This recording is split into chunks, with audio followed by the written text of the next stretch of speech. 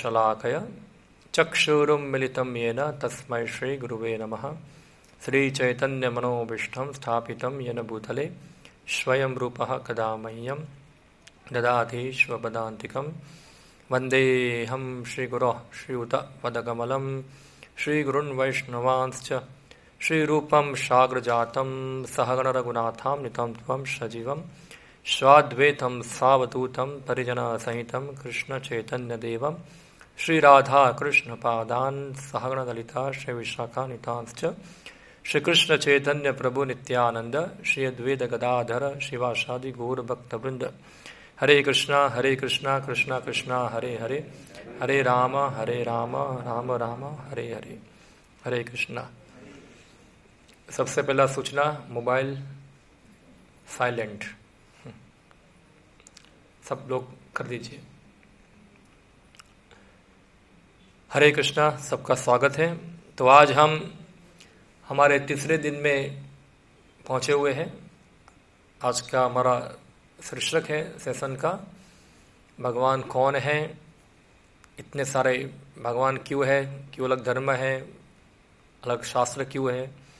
तो ये आज का हमारा विषय है। तो आज के विषय की शुरुआत करें इससे पहले हम जो कल के विषय थे उसको थोड़ा जोड़ते हैं आज के विषय से। तो कल हमने देखा था आत्मा का विज्ञान, साइंस ऑफ सोल, और हमने देखा कि आत्मा का अस्तित्व है कि नहीं है। तो अलग अलग तरीक़ों से हमने देखा, कॉमन सेंस, चेतना का लक्षण, और ऐसे ही व्यावहारिक जीवन में हम देखते हैं।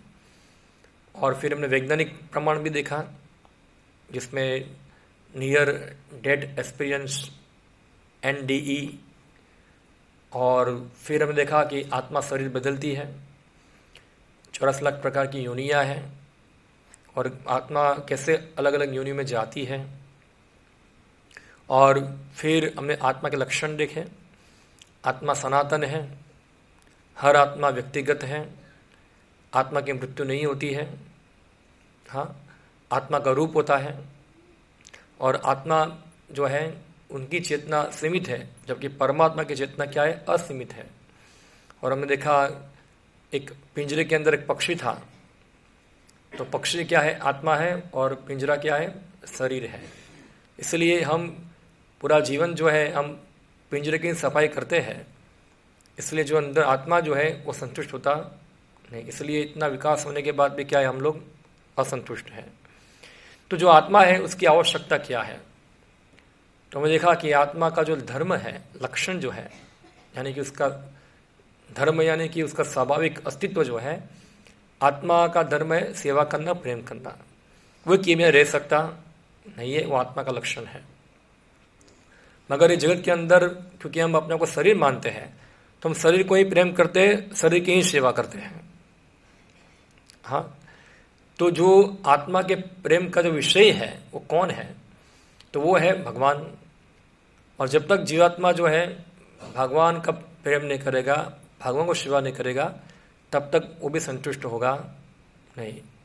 तो आज के विषय हम देखेंगे कि वास्तव में भगवान है कि नहीं है पहले तो, और है तो कौन है, और फिर इतने सारे भगवान का सुपरमार्केट क्यों है, हमारा भगवान के साथ क्या संबंध है। ये सब आज के विषय में हम चर्चा करेंगे। थोड़ा मैंने जितना हो सके इतना कट किया है विषय को, अगर थोड़ा समय मुझे मिलेगा तो उसको मैं और ज़्यादा डिटेल में समझाने का प्रयत्न करूँगा क्या है। ओके, तो क्या वास्तव में भगवान है, वह कौन है। तो एक प्रश्न आपको पूछता हूँ, भगवान है कि नहीं है, आप लोग बताइए। तो क्या प्रमाण है, कोई बोलेगा भगवान है तो प्रमाण क्या है। मैं नास्तिक हूँ, मैं भगवान में मानता नहीं हूँ, तो है तो प्रमाण क्या है। ऐसे ही ये तो खाली लोगों की मान्यता है, ऐसा है। लोगों की क्या है, श्रद्धा है ऐसा कि भगवान जैसा कुछ है, ऐसा है। ऐसा कोई भगवान कुछ नहीं है, ऐसा लोग बोलते हैं ऐसा। हाँ, ये सब मान्यता है, आपकी श्रद्धा है, ऐसी है। तो वास्तव में सही है लोग, तो क्या उसको उत्तर देंगे आप लोग? वो तो खाली का आपकी मान्यता है, भगवान है ऐसा, खाली मन को बहलाने के लिए ऐसा है, लोग डरे इसलिए, वरना तो कुछ भी नहीं है। तो क्या उत्तर देंगे उनको आप तो मानते हैं भगवान में, ऐसा बोल रहे हैं आप, तो यानी कि आप नहीं उत्तर दे पा रहे, यानी कि आपको ही पता नहीं है क्या है, भगवान है कि नहीं है। सही बात है। तो वास्तव में भगवान है कि नहीं है, तो उसको हम जानेंगे, थोड़ा लॉजिकली समझेंगे उसको। हम एक सामान्य लॉजिक के द्वारा भी हम भगवान के अस्तित्व को समझ सकते हैं। किसी वस्तु का कारण जो है, यानी कोई कोज को क्या है कि इसका कारण, उसके प्रभाव से हम जान सकते हैं। ये चीज है एक एक कारण, और कारण जैसे कि मिट्टी है, घड़ा है, तो घड़ा हम देख रहे हैं, तो इसका मतलब है कि घड़े को बनाने का आदमी भी होना चाहिए, उसका कारण भी होना चाहिए। हाँ, तो कारण भी जान सकते हैं हम लोग इसके प्रभाव से वहाँ। तो हम देखते हैं यहाँ, हम अपने जीवन में ही हमारे आजू बाजू सब अवलोकन करते हैं, एनालिसिस करते हैं, पूरा विश्लेषण करते हैं। हाँ, क्या है, जहाँ कला है वहाँ कलाकार है। क्या है, जहाँ कला है वहाँ कलाकार है। आपने सब चित्र देखे होंगे, तो चित्र है यानी कि चित्रकार भी होगा, यानी कि चित्र क्या है, इसका प्रभाव है, और कलाकार उसका कारण है। हाँ, तो चित्र है यानी कि चित्रकार भी होगा। व्यवस्था है तो क्या होगा, व्यवस्थापक ही होगा। अभी जब आप सबके लिए व्यवस्था किया हुआ है यहाँ पूरा, तो सब अपने आप हो रहा है क्या, कोई व्यवस्था करने वाला है कि नहीं है? व्यवस्था है तो क्या होगा, एक व्यवस्थापक भी है। सृजन है, क्रिएशन है, तो ये सृजनहार भी होगा।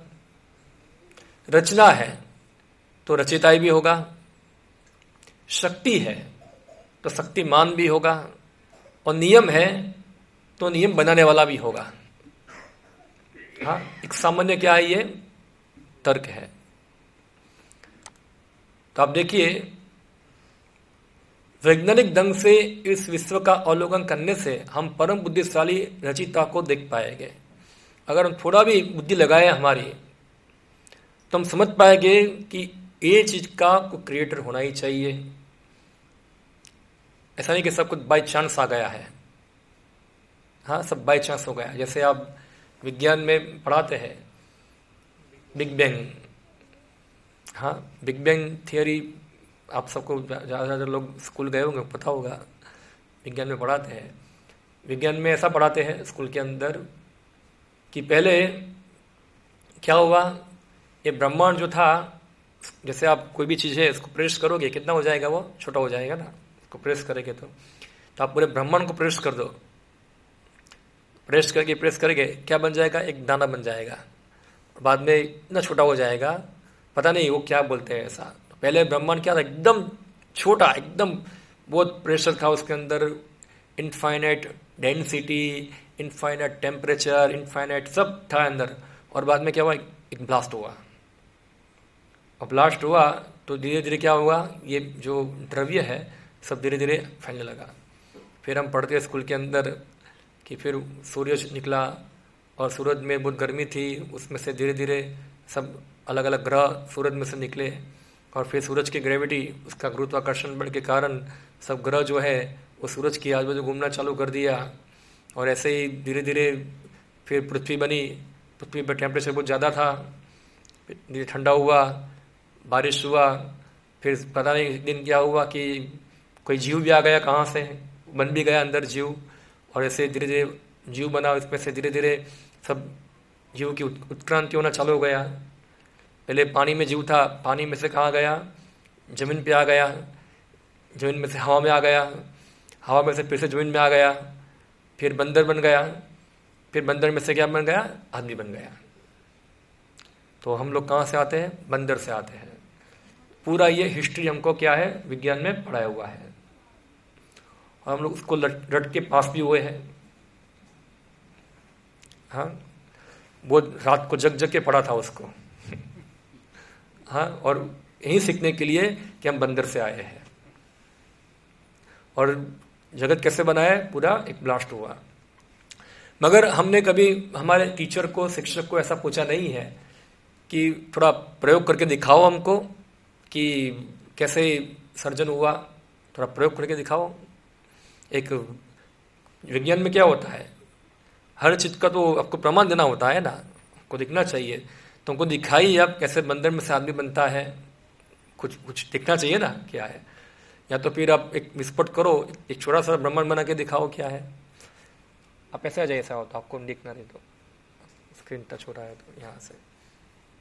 तो ये जो विज्ञान जो है वो भी एक प्रकार का उनका धारणा ही है। कोई तो प्रमाण नहीं उसके अंदर कि वो बता पाए कि ये सर्जन कैसे हुआ।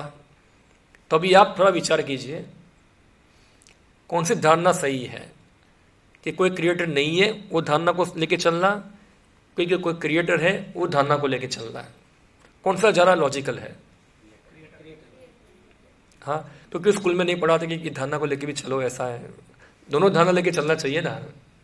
अगर हम विज्ञान ही पढ़ना चाहते हैं तो विज्ञान दोनों धारणा चलनी चाहिए, ऐसा है। मगर हम क्या है, बस हमारे पास प्रमाण नहीं है और हम लोग एक ही धारणा को पढ़ा रहे हैं, ऐसा है। और एक ही धारणा पे पूरा जीवन लोगों का चल जाता है। कितना बड़ा जीवन मिसगाइड लोग होते हैं इसके द्वारा। और एक आपको लॉजिकली बताता हूँ क्या है, एक उदाहरण देके, थोड़ा थोड़ा फनी उदाहरण है। ऐसा है कि जो विज्ञान कहते हैं कि क्रिएशन करने वाला कोई नहीं है, क्रिएशन बाय चांस हुआ है। बाय चांस की हो गया, बस हो गया। थोड़ा उसका मजाक उड़ाते हैं हम लोग। कैसे, देखो, घर के अंदर, किचन के अंदर क्या होगा, दाल होगा, राइस होगा, मसाला होगा, सब पड़ा होगा। और दिवाली के दिन बच्चा बाहर फटाका फोड़ता है, एक बॉम्ब आके गिरेगा किचन के अंदर, खिचड़ी बन जाएगा क्या? हाँ, बन जाएगा खिचड़ी। तो बाय चांस तो खिचड़ी भी नहीं बनती है तो पूरा ब्रह्मांड कैसे बनेगा? ऐसा है, सब आइटम पड़ी हुई है। ऐसा नहीं कि दाल उछड़ेगा, कुकर में गिरेगा, इधर से राइस आएगा, सब नमक आ जाएगा और सब चीज़ गिरेगा उसके अंदर, और सब क्या बन जाएगा? फर्स्ट क्लास खिचड़ी, हम लोग खाएंगे उसको दिवाली में। ऐसा है। ऐसा तो नहीं होता है। हाँ, कितना बॉम्ब फोड़ना पड़ेगा उसको तो खिचड़ी बनेगा? कितना बॉम्ब, पागलपन है। ऐसा है। ये धारणा पता नहीं कैसे आती है कि बाई चांस बन गया। ऐसा है, इलॉजिकल है टोटली। तो ये जो कोई भी व्यक्ति का थोड़ा भी दिमाग होगा तो उसे विचार करेगा कि कोई भी चीज जो है अपने आप तो क्रिएट होती नहीं है, तो कैसे एक पूरा ब्रह्मांड जो अपने आप क्रिएट हो गया है। ऐसा है, थोड़ा सोचो, ऐसा दिमाग लगा के सोचना पड़ेगा। तो यहाँ यही है, वैज्ञानिक ढंग से कोई व्यक्ति अवलोकन करेगा सृष्टि का तो पाएगा जरूर ना जरूर कौन है, कोई क्रिएटर है, कोई क्योंकि जो मैंने देखा, जितना भी पहले स्लाइड में देखा, कला है, कलाकार है, पूरा ब्रह्मांड में कला भी है, ब्रह्मांड के अंदर व्यवस्था भी है, ब्रह्मांड के अंदर रचना भी है। तो ये सब क्या अपने आप ही हो रहा है क्या? बाई चांस हो रहा है? ये बस चल रहा है गाड़ी, ऐसा है। तो ये नास्तिक विचारधारा है, ऐसा है।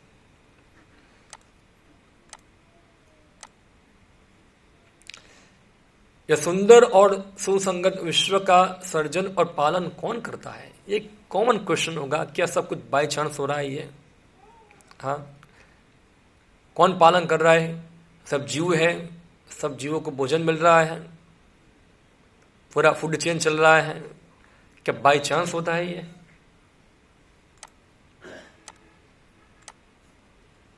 ये देखिए, ये सब अलग चित्र है। ये चित्रों को बनाने वाले अलग अलग आर्टिस्ट है। हाँ, पहले डुप्लीकेट था, अभी ओरिजिनल हो गया। तो डुप्लीकेट चित्र को बनाने वाला कोई आर्टिस्ट था, जैसे पहले के स्लाइड में देखेंगे। ये देखिए, ये सब चित्र किसी आर्टिस्ट ने बनाए हैं। आप बोलेंगे कितने सुंदर चित्र है, मगर ये चित्र, ये तो ओरिजिनल है ना। ये तो कोई खेत का जगह है, ये कोई पहाड़ का जगह है, ये कोई वाटरफॉल है, ये कोई फूल है, क्या अपने आप हो गया ये? यहाँ अपने आप बन गया ये। हाँ, इसका कोई क्रिएटर नहीं होगा, ये क्वेश्चन है। तो कलाकार कौन है? हाँ, कौन कलाकार होना चाहिए? भगवान कलाकार है। कौन है? भगवान क्रिएट करते हैं इसको, अपने आप नहीं बनता है कोई चीज। देखिए, एक फूल है, ये फूल किसका बना हुआ है? बच्चे लोग बताएंगे। ओरिजिनल रोज है तो कागज का बना हुआ है, और कागज का रोज बनाने के लिए क्या क्या चाहिए? क्या क्या एलिमेंट चाहिए उसके लिए? पहले तो कागज चाहिए, फिर क्या चाहिए? कैंची चाहिए, और फिर कौन चाहिए? सबसे महत्वपूर्ण चीज क्या चाहिए? हाँ, कोई व्यक्ति होना चाहिए ऐसा है जो उसको बनाएगा। हाँ, उसको क्रिएट करेगा उसको, तभी तो बनेगा ना। वो सोच के बनाएगा वहां, और फिर क्या बनेगा? रोज बनेगा। अब ये कागज का रोज बनाने के लिए ये चीज की आवश्यकता होती है। तो जो ओरिजिनल रोज है वो क्या अपने आप बन जाएगा क्या? ये तो विचार आना चाहिए हमको, एक बुद्धि लगाना चाहिए इधर तो कम से कम। हाँ, तो अपने आप होता नहीं है। प्रकृति में खिले हुए मृदु सुगंधित और विभिन्न रूप रंगों से या फूल के बारे में क्या कहना? क्या हम सोचते हैं इसके बारे में? तो क्रिएटर होना चाहिए कोई। हाँ, कला यानी कि कलाकार होना चाहिए।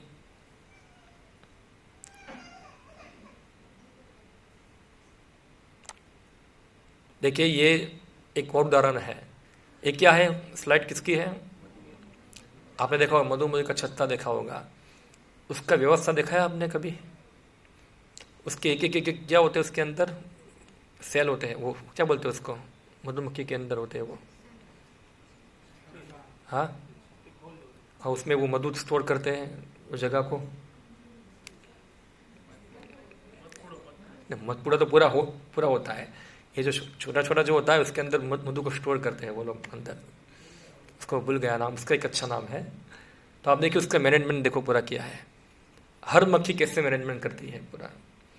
वो एक एक फूल में जाएगी, वहाँ से मधु को चुनेगी, चुन के आती है, मधु को सप्लाई करती है, उसको स्टोर करती है। उसका आप छत्ता देखोगे ना, पूरा एग्जैक्टली डायमेंशन उसका होगा, पूरा माप होगा, स्टोर होगा उसके अंदर। उसकी मुख्य मक्खी रानी भी होती है जो पूरा उसका संचालन करती है। पूरा जैसे पूरा नगर संचालन नहीं होता है, ऐसे ही पूरा उनका संचालन चलता है पूरा। तो आप देखिए, ये इसके अंदर भी व्यवस्था है। हाँ, और आप देखिए ये एक चींटी है, उसका क्या है ये? वो चींटी का होता है ना, हमारे गुजराती में उसको हिंदी में क्या बोलते हैं? इंग्लिश में बोलते हैं उसको राफड़ा, सॉरी ये गुजराती में है। क्या हिंदी में क्या बोलते हैं उसको? हाँ? नीमक पर जो बनाते हैं उसको क्या बोलते हैं? हाँ, नीमक का गढ़, चलो हाँ, सीधी भाषा में।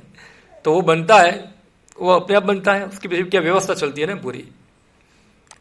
फिर ये क्या है? ये मकड़ी का जाल। तो देखो कैसा मकड़ी ये अपने आप बन गया है। ये पूरा डायमेंशन देखो उसका, पूरा कितना अच्छी तरह बनाया हुआ है। कोई बनाने वाला है ना। फिर ये क्या है? रेशम, रेशम का कीड़ा क्या बोलते हैं हम लोग। तो रेशम बनता है। हाँ, तो रेशम अपने आप नहीं आता है, कोई क्रिएटर है उसको। यानी कि जितनी व्यवस्था है उसके पीछे क्या है? कोई व्यवस्थापक होता है। ये देखिए सब बनाते हैं चूहे अलग अलग अपना व्यवस्था करके। तो हर चीज के पीछे क्या है? कुछ ना कुछ व्यवस्था लगी होती है। उसी प्रकार से हम देखते हैं कि आदमी ने कमाल की चीज बनाई है। तो ये तो हम जानवरों में देखा, अभी आदमी में देखते हैं क्या है। आदमी लोग क्या बनाते हैं? अच्छा गाड़ी बनाते हैं, सिल्क कार। हाँ, कौन सा कंपनी का है दिखता नहीं है। और हम देखते वाह क्या गाड़ी है। कोई बोलेगा कहाँ से आई? अपने आप आ गई, ऐसा है, मानेगा उसको? फिर कंप्यूटर डिजाइन करते हैं। हाँ, कौन उसने असेंबल किया? घड़ी बनाते हैं। हाँ, किसने बनाई? मेरे को पूरा एल्फेल टावर बना दिया पूरा। आर्किटेक्ट का पूरा अच्छा अच्छा बनाते हैं, क्या अपने आप हुआ? बिल्डिंग क्या है, ये एम्पायर स्टेट बिल्डिंग है, स्काई स्केपर बिल्डिंग अपने आप बन गई क्या? किसी ने बनाया है? या अद्भुत स्थापत्य अपने आप बन गया क्या? किसी ने बनाया है? तो उसी प्रकार से पूरा ब्रह्मांड क्या अपने आप बन जाएगा? इसको बनाने के लिए क्या चाहिए? परम बुद्धिशाली सर्जक होना ही चाहिए। हाँ, सर्जन यानी कि सर्जनहार होना ही चाहिए। अब एक कहानी सुनाता हूं आपको मैं, थोड़ा आप समझ जाएंगे। एक बार न्यूटन था, न्यूटन नाम सुना आप लोगों ने? वैज्ञानिक हो गया, आई थिंक 17वीं सदी में 18वीं सदी में हो गया, पहले हो गया। तो उसका एक मित्र था जो पूरा नास्तिक था, वो भगवान में विश्वास करता नहीं था। तो न्यूटन ने क्या किया, एक दिन उसको अपने घर में बुलाया, तुम आओ मेरे घर खाने के लिए, शाम को डिनर करेंगे मिलके। तो वो गया उधर। तो न्यूटन ने क्या किया था, एक ब्रह्मांड का एक सोलर का स्ट्रक्चर बनाया था जो मशीन के द्वारा चलता है पूरा। जब वो मित्र उसका वहाँ आया तो वो उसने स्विच दबाया तो सोलर सब घूमने लगा, पूरा सोलर मंडल घूमने लगा। तो मित्र बोलता है, वाह न्यूटन क्या अद्भुत है, कैसे बनाइए, कौन बनाया उसको? न्यूटन ने जवाब दिया, तो अपने आप बन गया, ऐसा है। बोला, न्यूटन बोले कि यार कैसे तुम मजाक कर रहे हो, ऐसा है, किसी तो बनाया होगा ना उसको। नहीं अपने आप बन गया ये। सच बताओ किसने बनाया? बोला, मैं डिज़ाइन किया। कितना समय लगा मुझे डिज़ाइन करने में? तो एक छोटा सा ब्रह्मांड का स्ट्रक्चर है, वो बनाने में न्यूटन को इतना समय लगता है और वो बनाता है, तो ये बड़ा ब्रह्मांड अपने आप क्या हो जाएगा, बाय चांस बन जाएगा? क्या है, टोटली इनलॉजिकल है ये, इनलॉजिकल है ये। पता नहीं क्यों इतने बड़े बड़े साइंटिस्ट के अंदर, बड़ी बड़ी गवर्नमेंट के अंदर ये छोटा सा दिमाग के अंदर ये घुसता नहीं है। ऐसा ही है कि किस आधार पे आप भगवान के अस्तित्व को नकार रहे हैं, ऐसा है। क्या आधार है कि भगवान नहीं है? उसका लॉजिक क्या है इसके पीछे? हाँ, और कोई कुछ कर पाता नहीं है। हाँ, पूरा कितना गवर्नमेंट नास्तिक है, ऐसे बहुत सारे कम्युनिस्ट लोग हो गए, या तो फिर अलग अलग लोग हैं जो किस आधार पे भगवान के अस्तित्व को नकारते हैं, पता नहीं क्या है। पर जो जिसके पास थोड़ा दिमाग होगा समझ पाएगा, क्रिएटर तो कुछ होना ही चाहिए यहाँ तो। ओके, चलो हमने जान लिया अभी कि भगवान तो है, हमने मान लिया। हाँ, एक स्टेप तो हमने पालन कर लिया कि भगवान है। अभी भगवान है तो क्या कोई भगवान व्यक्ति है, खाली शक्ति ही है, क्या है? वो भी एक क्वेश्चन होना चाहिए हमको कि भगवान कोई व्यक्ति है कि खाली शक्ति है। तो आज हम ये समझेंगे कि भगवान व्यक्ति है कि शक्ति है, यानी कि भगवान निराकार है या साकार है। इसको लॉजिक से थोड़ा समझते हैं हम लोग पहले, बाद में हम इसको और ज्यादा डिटेल में समझेंगे। ऐसा है, आप देखिए कोई भी हमारा आकार है, क्यों है? हमको आकार, हमारा आकार है क्योंकि हमारे पिताजी का क्या है, आकार है। उसके पिताजी का आकार भी होना चाहिए, फिर उसके पिताजी का आकार होना चाहिए, और ऊपर जाओगे और तो कोई तो पिता होगा ना जहां से चालू हुआ सब। बंदर तो नहीं है, ऐसा नहीं कि बंदर से आया है सब लोग, इधर से तो आया हुआ है ना, चालू कहां से हुआ हो ना, इधर से। ऐसा नहीं कि आसमान से टपक गया कोई, ऐसा है, ऐसा तो नहीं है। तो यानी कि हमारा आकार है, तो क्या जो परम भगवान जो उसका आकार होना चाहिए कि नहीं होना चाहिए? क्या है कि वो भी ऐसे निराकारी होगा, ऐसा है, बस कुछ नहीं, हाथ नहीं है, मुंह नहीं है, और हमको हाथ मुंह आ गए, यानी कि उनको आकार नहीं है, हमको आकार है, यानी कि वो तो क्या है, हम उनसे ज्यादा आगे हो गए। जो उनके पास नहीं है वो हमारे पास है। हाँ, हमारे गुजराती में कहावत है ऐसा, कुआं में हो तो हवेड़ा में आवे। तो यानी कि होगा तो आएगा ना, तो हमारे अंदर ये सब चीज है। तो अगर भगवान के पास नहीं है तो भगवान तो कम हो गए हमसे। भगवान का मुंह नहीं है, भगवान की आंखें नहीं है, भगवान कान नहीं है, हमको तो है इधर। यानी कि भगवान को भी तो रूप होना ही चाहिए, हीरा का तो कैसे हो गया वो। मगर एक चीज है कि उनका रूप जो है और हमारा रूप जो है उसमें अंतर यही होगा कि जैसे कल बताया था कि आत्मा जो है सीमित है, भगवान असीमित है। हाँ, यानी कि उनके रूप सीमित होने चाहिए, नहीं असीमित होने चाहिए उनके। हाँ, उनकी आंख सीमित होनी चाहिए नहीं, असीमित होनी चाहिए। उनके हाथ भी क्या होना चाहिए? असीमित होने चाहिए। समझ रहे क्या है उनको लॉजिक समझ सकते हैं हम लोग क्या है। और थोड़ा उदाहरण देता हूं मैं, हम समझेंगे।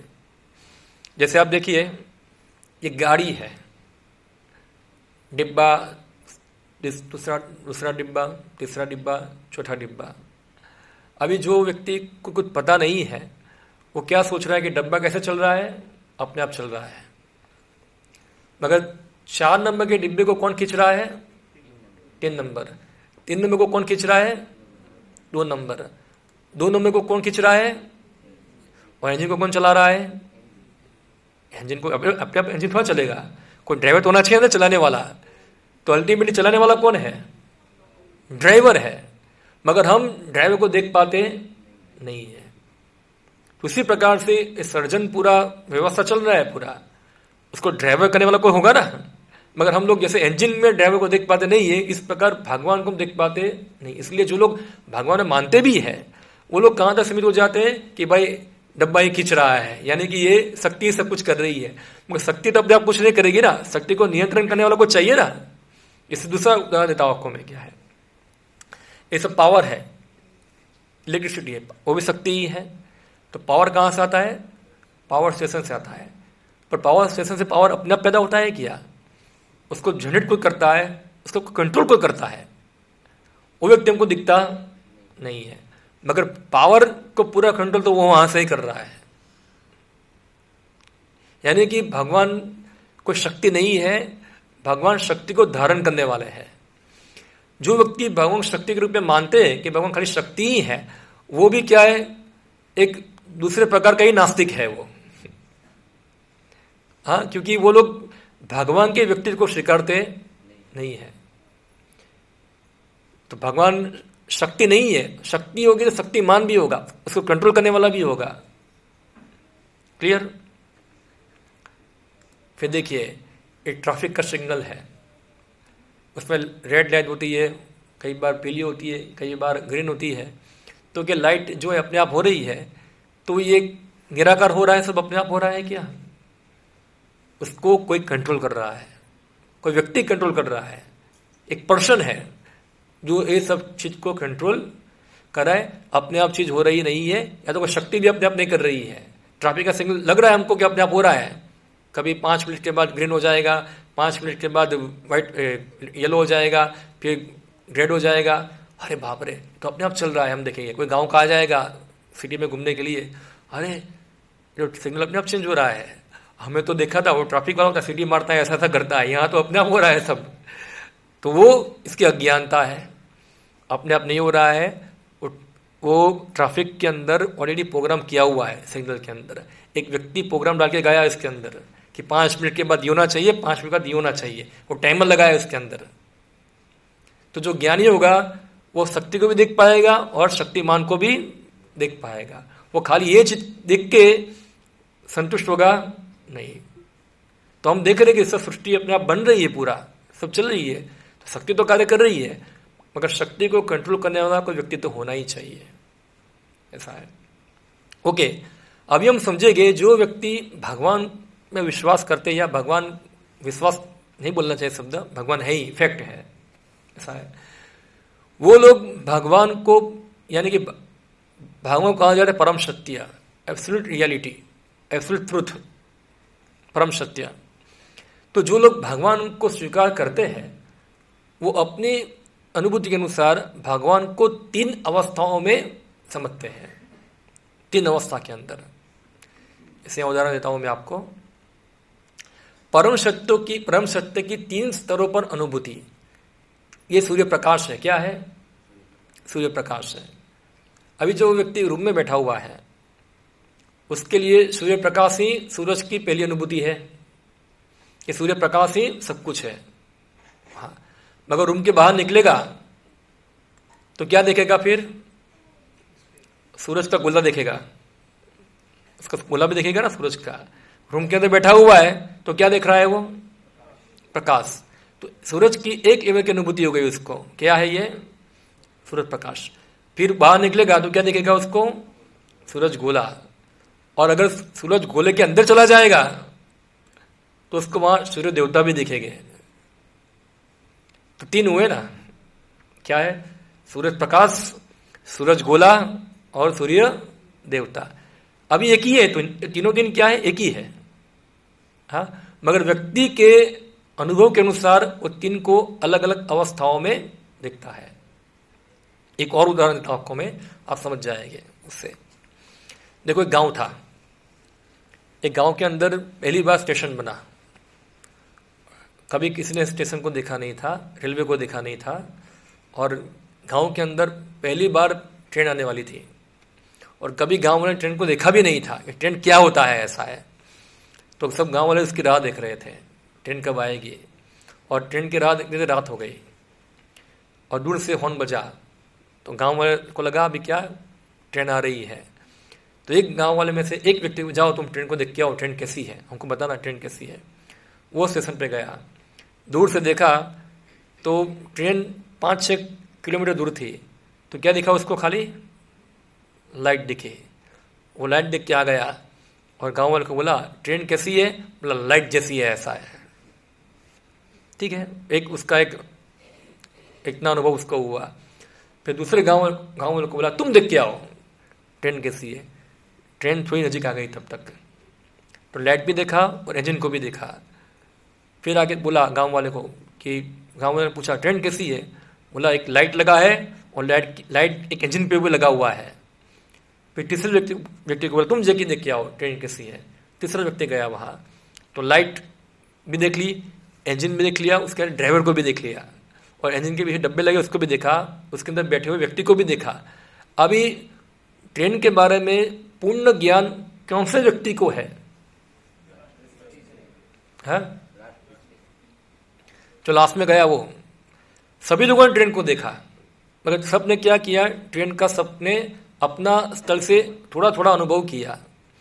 तो उसी प्रकार से भगवान का भी साक्षात्कार लोग जो होते हैं वो अपने अपने अनुभव से करते हैं, मगर जो पुण्य साक्षात्कार क्या है, जैसे ट्रेन की लाइट, इंजन और इसका ड्राइवर, डब्बा सब होना, तो भगवत साक्षात्कार यानी कि भगवान की शक्ति, यानी कि जो मैंने देखा सूरज किरण है उसकी तुलना हम करेंगे शक्ति के साथ, उसको ब्रह्म ज्योति कहते हैं।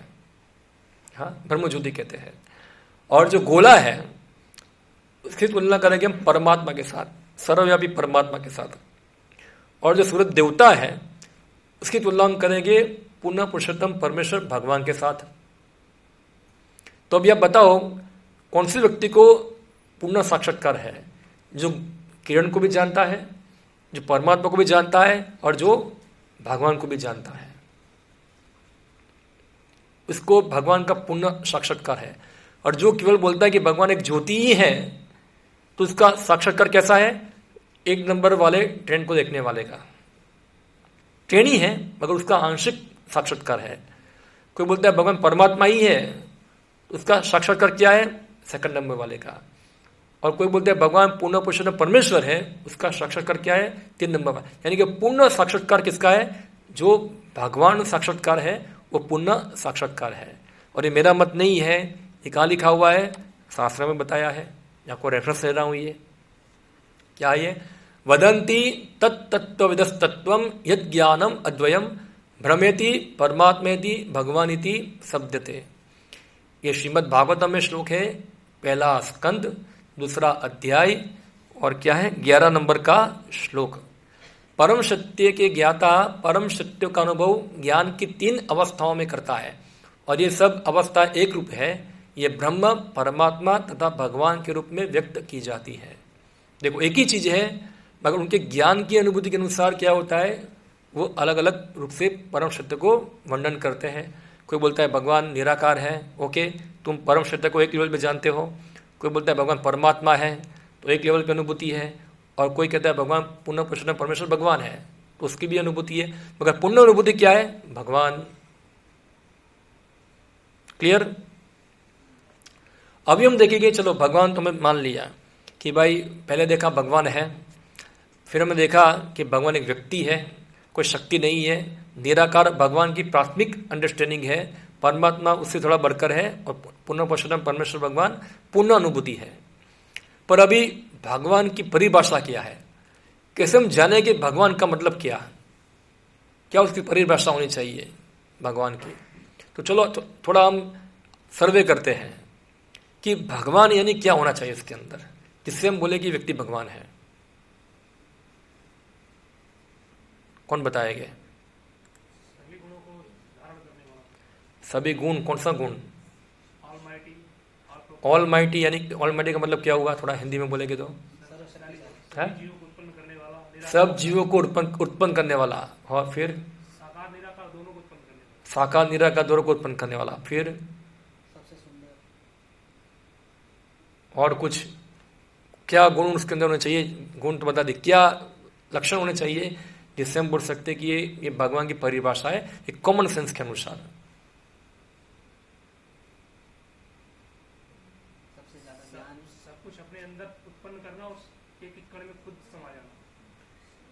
उत्पन्न भी करना और समा भी जाना, यानी कि उसकी उत्पत्ति, सभी वस्तु की उत्पत्ति का कारण कौन है? वो है, और उसकी उत्पत्ति का कारण कोई है? हाँ, वो भी एक क्वेश्चन है ना। कई बार लोग बोलते हैं भगवान सब कुछ उत्पन्न करते हैं, तो भगवान को किसने उत्पन्न किया? तो फिर भगवान को उत्पन्न कोई करेगा तो फिर प्रश्न ये आएगा कि जो व्यक्ति ने भगवान को उत्पन्न किया उनको किसने उत्पन्न किया? भगवान यानी कि वो क्या है? अंतिम है, वो सबके कारण है, उनका कोई कारण नहीं है। तो हम देखते हैं, जैसे उन्होंने बताया, सभी का मूल स्रोत क्या है? सभी चीजों का मूल स्रोत। इसलिए शास्त्र बताते हैं भगवान के बारे में, जन्म आदि यशतः, ये वेदांत सूत्र है। जो परम ब्रह्म जो है सभी के स्रोत का कारण है, उनका कोई स्रोत का कारण नहीं है। क्रिएशन, मेंटेनेंस और डिस्ट्रक्शन उससे उत्पत्ति होती है, वहीं पालन करते हैं, और जब विनाश होता है उनमें सब आ जाता है। यानी कि भगवान के अलावा कुछ है ही नहीं, भगवान ही सबके कारण है। जैसे आपने देखा होगा, हमने देखा अभी वो चित्र मकड़ी का, मकड़ी क्या करता है? अपने यहाँ से जाल निकालता है, जाल निकलेगा फिर अपने ही जाल वापस खींच लेता है। तो भगवान ही सभी क्रिएशन को बनाते हैं, बाद में सब क्रिएशन को वापस अपने में ले लेते हैं। जो सर्जन हुआ वो क्या था? मकड़ी का शक्ति था, और वापस खींच लिया, वापस शक्ति भगवान उसने ले लिया अंदर, अपने अंदर। तो भगवान सभी के मूल स्रोत है। क्या है? मूल स्रोत है। फिर सबके वो नियंता है। क्या है? कंट्रोलर। अब देखो, हर व्यक्ति कुछ हद तक कंट्रोल करता है। हम हमारे शरीर को कुछ हद तक कंट्रोल करते हैं। मेरी इच्छा होगी कि मुझे हाथ ऐसा करना है, मैं कर पाऊंगा, मगर मैं सुप्रीम कंट्रोलर तो नहीं हूं। जब मुझे हो जाएगा लकवा या पैरालिसिस हो जाएगा, तो मैं हाथ ऐसा भी करना चाहूँ, कर सकता नहीं हूँ।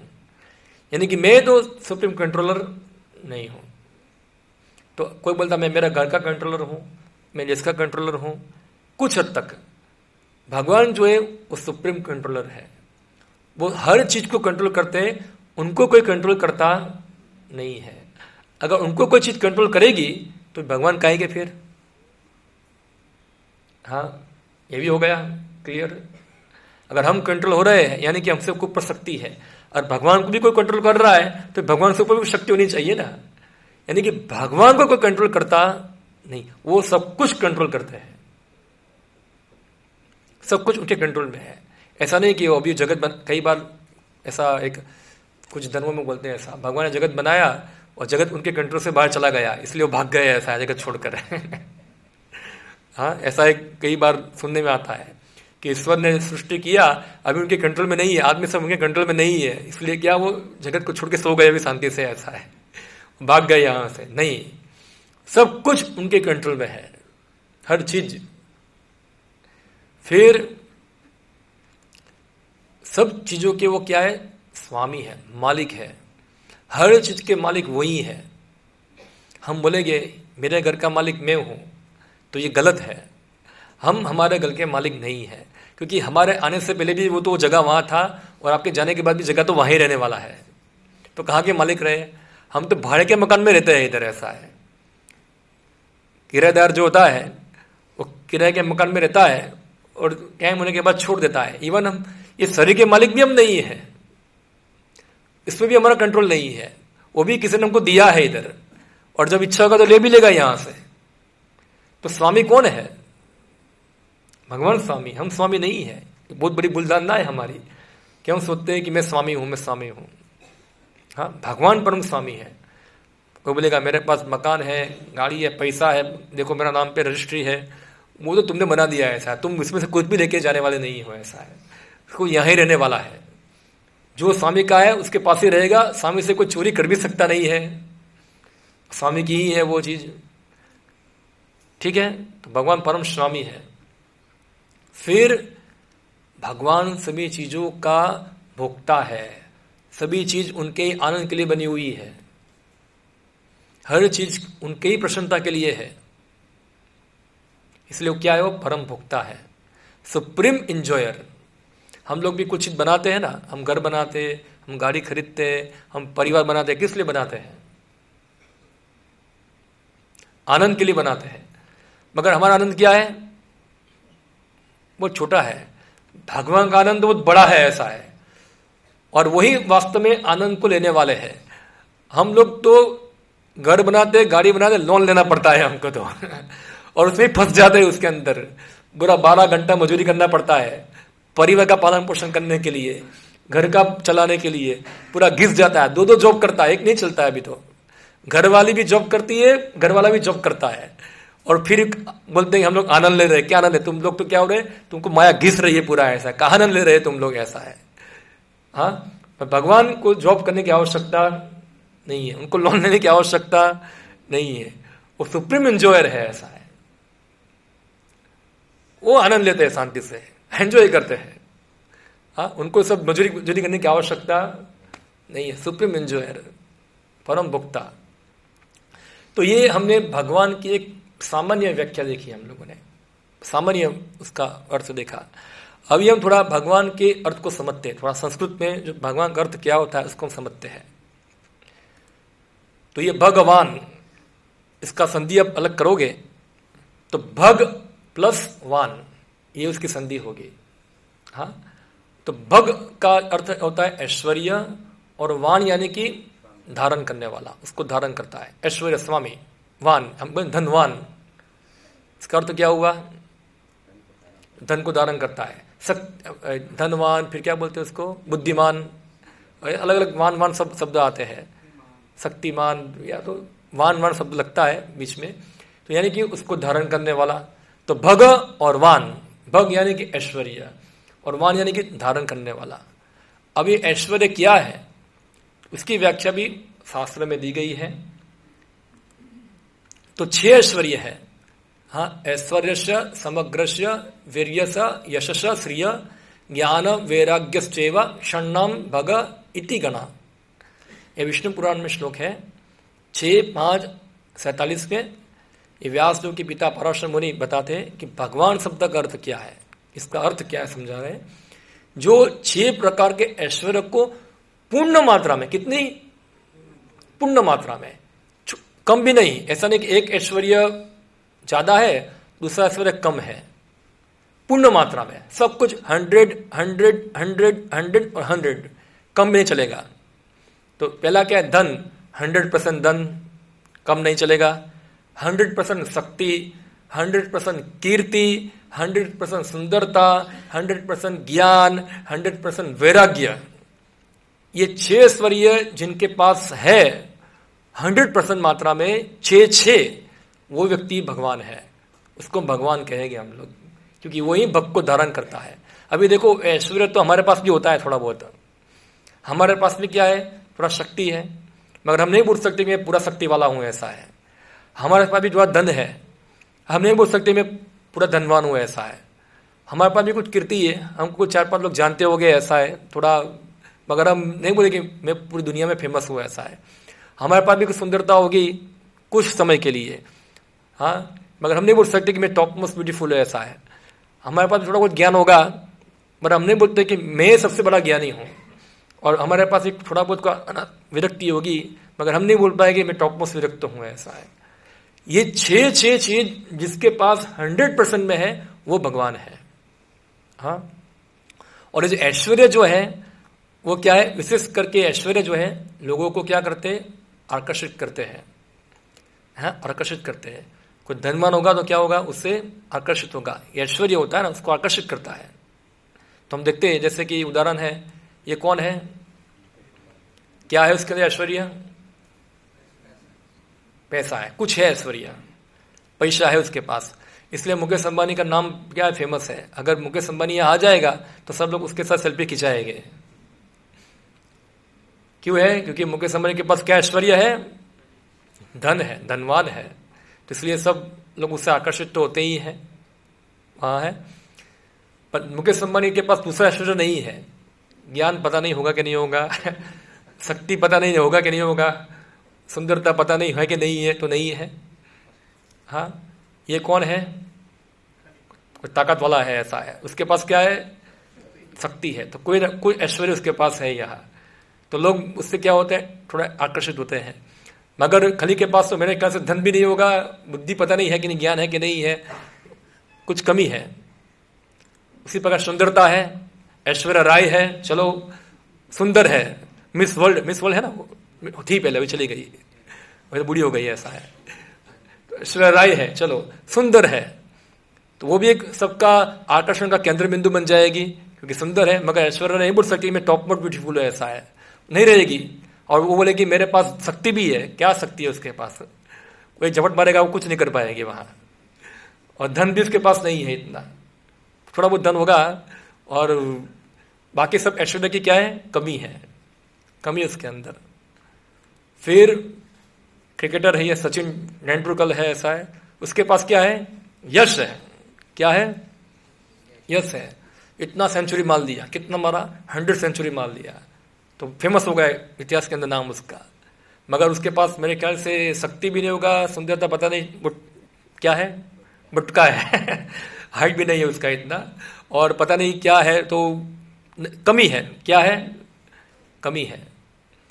और फिर ये कौन है, क्या है उसके अंदर विशेषता, उसकी बुद्धि है। भारत का क्या था, रॉकेट साइंटिस्ट था ना वो, हाँ, रॉकेट बनाने वाला था, ऐसा है। तो बुद्धि है, सुंदरता नहीं है और शक्ति भी नहीं है, मगर ये है, बुद्धि है, ज्ञान है, वो भी कुछ मात्रा में है। हाँ, और अंत में क्या है ये, चलो महात्मा गांधी क्या पहनते थे, वो लंगोटी पहनते थे, तो वैरागी थे, ऐसा है। चलो मान ले हम क्या है, वैरागी थे, ऐसा है।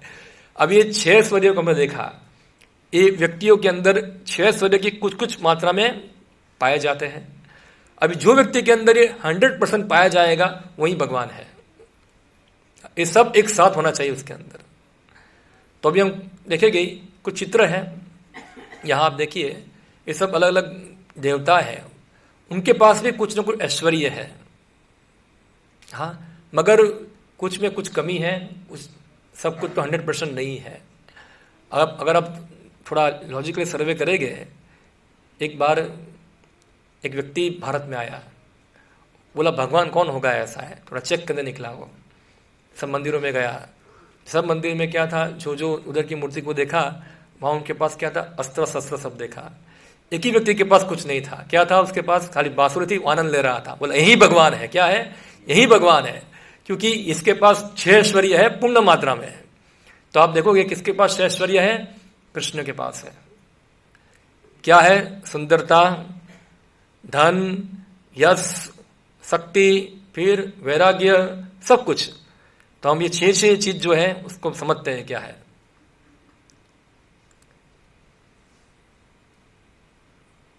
तो भगवान का धन, कृष्ण के पास कितना धन है, कौन बताएंगे, कोई इसका अकाउंट कितना है अकाउंट बैलेंस कितना है कृष्ण के अकाउंट के अंदर। हाँ, सभी धन उसका ही है। धन की बात छोड़ो, उनकी पत्नी कौन है, लक्ष्मी है। एक लक्ष्मी नहीं है, लक्ष्मी सहस्त्र शतसंभ्रम श्रव्य मानम, हजारों हजार लक्ष्मियां उनकी सेवा करती है पूरा। और हम लक्ष्मी जी के फोटो के सामने हाथ जोड़ते हैं, लक्ष्मी वो हाथ में से पैसा फेंकती है यहाँ आता है ना पैसा फेंकेगी, उस हाथी हो गए, वो कमर देके खड़े हो गए, वहां पैसा आता है यहाँ से। तो हम एक एक पैसों के लिए घूमते हैं, मगर ये तो लक्ष्मी ज्यादा उनकी सेवा करती है वहाँ। पूरा लक्ष्मी सहस्त्र सतसंभ्रम श्रेयमानम। और जब भगवान यहाँ मौजूद थे, उन्होंने अपना ऐश्वर्य प्रकट किया। कहाँ? द्वारका के अंदर धन दिखाया अपना। जैसे मुकेश अंबानी कई बार धन दिखाता है ना, तो भगवान की इच्छा होती, चलो मैं धन दिखाता हूँ, मेरा कितना है देख लो। तो द्वारका में अपना धन दिखा दिया उन्होंने। हम लोग बनाते हैं कुछ 1 करोड़ का मकान बनाएंगे, 2 करोड़ का बनाएंगे। मुकेश अंबानी ने कितना बड़ा मकान बनाया, कितना करोड़ का बनाया? 500 करोड़ का। भगवान बोले 500 करोड़ का तो मेरा खाली गैरेज भी नहीं होगा, ऐसा है, वहां तो कोई रहेगा भी नहीं उसके अंदर है। उन्होंने पूरा द्वारका बना दिया। और द्वारका किसकी बनाई? सोने की बनाई। सोचो, ऐश्वर्य। और द्वारका के अंदर उनकी रानियों के लिए 16,108 महल बनाए, खाली रानियों के लिए, बाकी सब तो छोड़ दो, ऐसा है। 16,108 क्या थे? महल बनाए। और महल महल है यहाँ, ये 10 बाय 10 का रूम नहीं है, महल है। महल यानी कि क्या होता है? आप देखो, खाली हमारे जामनगर में पैलेस है, वो तो छोटा महल है, ऐसा है। इससे बड़े बड़े महल होते हैं, हर एक रानी का 1-1 महल। सोचो, उसके साथ कितनी दास दासियाँ होगी। मैं सुना था, एक हमारा रिलायंस का वक्त आता है, वो मुकेश भाई का कई बार कुकिंग करता है। एक आया था एक बार यहाँ, मुकेश अंबानी का। वो मुझे बता रहा था कि उसकी घरवाली जो है, उसका ब्रेकफास्ट का खर्चा 1 लाख रुपया है दिन का, ऐसा है। उसको बनाने वाले 50 लोग हैं, ऐसा। खाती इतना ही है, बाकी सब तो नीचे वाले ही खाते हैं। क्या है? 1 लाख का खाली ब्रेकफास्ट खाती है, और घड़ी तो 5-6 करोड़ की है, ऐसा है। तो अभी देखो, मुकेश अंबानी की घर वाले खाली इतना ऐश्वर्य उसका है, तो उससे तो भगवान के घर वाले की क्या होगा उसका ऐश्वर्य? आप कल्पना नहीं कर सकते उनका, अनगिनत क्या है। तो आप देखिए, 16,108 रानियों का ऐश्वर्य भरपूर था, ऐश्वर्य। तो भगवान अपना धन दिखाया, देखो ये धन है मेरा, कोई तुलना नहीं कर सकता। फिर शक्ति, तो भगवान की शक्ति भी दिखा दिया आपने। हाँ, क्या दिखाया? 7 दिन तक गोवर्धन पर्वत को धारण करके रखा। किससे धारण किया? क्रेन मंगाया। हाँ, खाली अपनी उंगली के ऊपर ही है, ये उंगली ऊपर तो ये माउस भी नहीं खड़ा रहेगा, ऐसा कर सकते हैं ऐसा। वो भगवान ने ऐसे ही खड़ा कर दिया उसको, शांति से, रिलैक्स एकदम खड़ा कर दिया। और 7 दिन तक खड़े रहे ऐसा, और आम खत्म गया, फिर से इसको रख दिया। तो ये दिखा रहा है भगवान की क्या है? शक्ति। शक्ति है।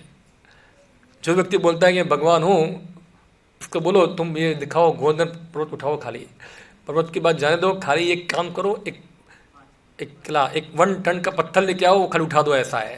तुम्हारे सिर पे रख देते, क्या होता है? भगवान को तो पता चल जाएगा। फिर भगवान की सुंदरता। हाँ, भगवान का एक नाम है मदन मोहन। क्या है? मदन मोहन। मदन मोहन का क्या होता है? मदन यानी कि कामदेव, उसको कामदेव कहते हैं। मोहन यानी कि कामदेव को भी क्या करते हैं? मोहित करते हैं। कंदर्प कोटि कमनीया विशेष शोभा। कंदर्प यानी कि कामदेव। लोग सब कामदेव से मोहित हो जाते हैं, मगर भगवान कृष्ण कामदेव को ही मोहित कर देते हैं। हाँ, इसलिए उसका नाम है मदन मोहन। क्या है? मदन मोहन। तो कृष्ण का रूप इतना सुंदर है कि इसकी तुलना हम कर सकते हैं। जो व्यक्ति इस जगत को सुंदर बनाया, जो सबको सुंदर रूप देता है, वो व्यक्ति खुद का रूप कैसा होगा? आप देखो, इसमें कुछ कमी होगी उसके अंदर, कुछ हाँ कुछ कमी होगी उसके अंदर। वो बाकी लोगों को दे रहा है तो उसके पास ज्यादा होना चाहिए ना, क्या है? तो भगवान का रूप इतना सुंदर है, अगर आप देखोगे तो पागल हो जाओगे। आप देखोगे पागल हो जाओगे। तो ये क्या है? अभी हम देखते हैं भगवान का चित्र, देखते हैं कृष्ण भगवान का, कितना सुंदर लगता है। हाँ, तो ये भगवान का रूप है, भगवान का कीर्ति है। क्या है? कीर्ति है। ये चित्र के अंदर आप देखो, कृष्ण भगवान क्या कर रहे हैं? माखन की चोरी कर रहे हैं। क्या कर रहे हैं? कोई व्यक्ति चोरी करता है ना, तो उसका कीर्ति बढ़ता नहीं है, उसका अपयश होता है। मगर ये तो चोरी करते हैं, कीर्ति बढ़ता है, और लोग उनको पुकारते भी है। क्या है? माखन चोर। एक नाम माखन चोर है, एक नाम चित्त चोर भी है। माखन के साथ सबका चित्त को भी चोरी करता है, ऐसा है। तो चित्त चोर है, तो माखन चोर, बराबर। तो भगवान का कीर्ति इतना है कि आज भी लोग उनकी लीलाओं का हमेशा क्या करते हैं? गुणगान ही करते हैं और गुणगान करके आनंद का अनुभव करते हैं। हाँ, जब भगवान की कृति को गाते हैं तो उनको कितना आनंद आता है। कृष्ण माखन चोरी किया, कृष्ण रण छोड़ के भाग गए। अभी कोई युद्ध का मैदान छोड़ के भाग जाएगा, वो क्या है, कायर बोला जाएगा। मगर यहाँ तो युद्ध का मैदान छोड़ के जा रहा है तो उसका कृति बढ़ रहा है, ऐसा है, रण छोड़ हो गया वहां। और ऐसे ही आप देखोगे सामान्य हम देखते हैं उनका कीर्ति, या भगवान कृष्ण का कीर्ति हमसे बढ़ता ही है, कभी कम नहीं होता है।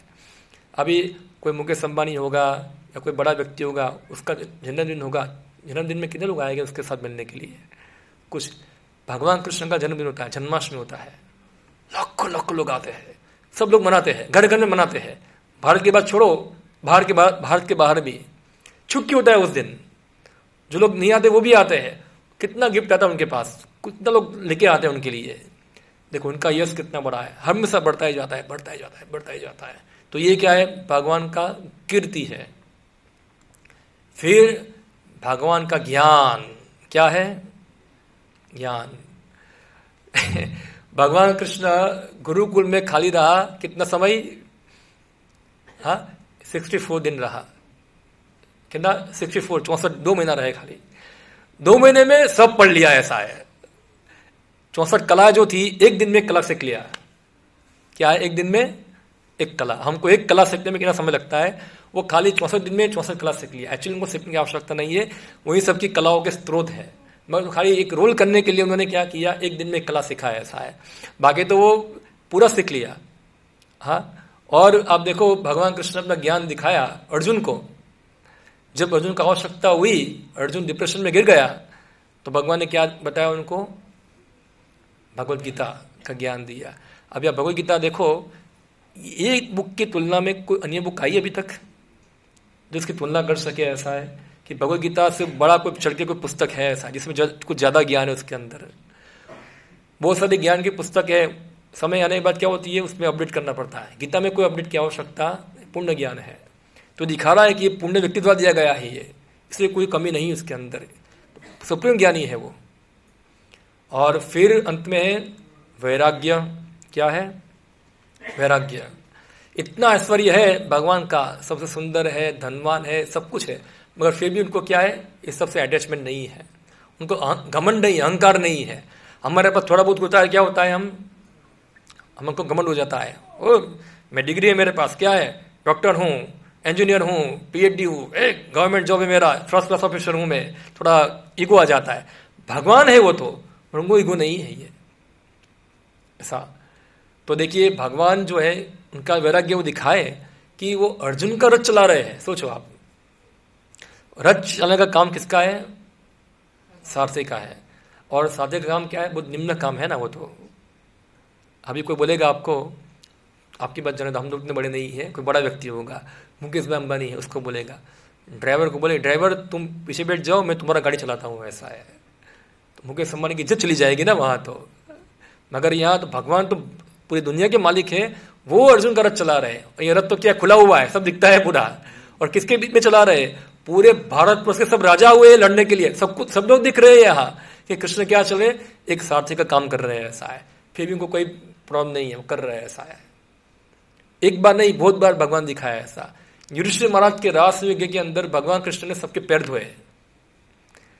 हम लोग, हमारे पैर धोते नहीं है तो दूसरों के पैर कहाँ धोएंगे हम लोग, ऐसा है। हाँ, हम लोग झुकते नहीं है ना, भगवान है। देखो क्या लिया, जितने भी मेहमान आए सबका पैर धोया, और उनका मित्र आया, सुदामा आया, उनको भी अपने घर में बिठा के उनका ही पैर धोया, ऐसा है। कोई करता है ऐसा? हम कोई बड़ा व्यक्ति होगा, उसके घर में आएगा, थोड़ा छाती उसका ऐसा हो जाएगा, देखो मेरा बड़ा घर है, ऐसा है। भगवान में ऐसा नहीं है। भगवान उसको द्वार तक लेने के लिए गए, उसको हाथ पकड़ के लेके आए, उसको अपने रूम में ले गए, अपना रूम में ले गए, उसको बैठाया, उनका पैर धोया। कौन करेगा ऐसा? इसके अंदर ये वैराग्य है, ऐसा। भगवान को ऐसा कोई घमंड नहीं है, सुप्रीम वैराग्य उनके अंदर है। तो ये 6 चीज जो है किसके अंदर है? कृष्ण के अंदर है। इसलिए कृष्ण ही, कृष्णस्तु भगवान स्वयं, ये शास्त्रों का मत है। कृष्ण ही भगवान है, ये हमारा मत नहीं है, मेरा मत नहीं है, ये शास्त्रों का मत है यहाँ। तो अभी देखिए शास्त्रों के अंदर कृष्ण भगवान है, उसके प्रमाण क्या है? तो ये भगवद गीता में श्लोक है 7.7, भगवान बताते हैं मत परतरम नान्यत किंचित अस्ति धनंजय मयि सर्वमिदं पुत्रम सूत्री मणिगणा इव।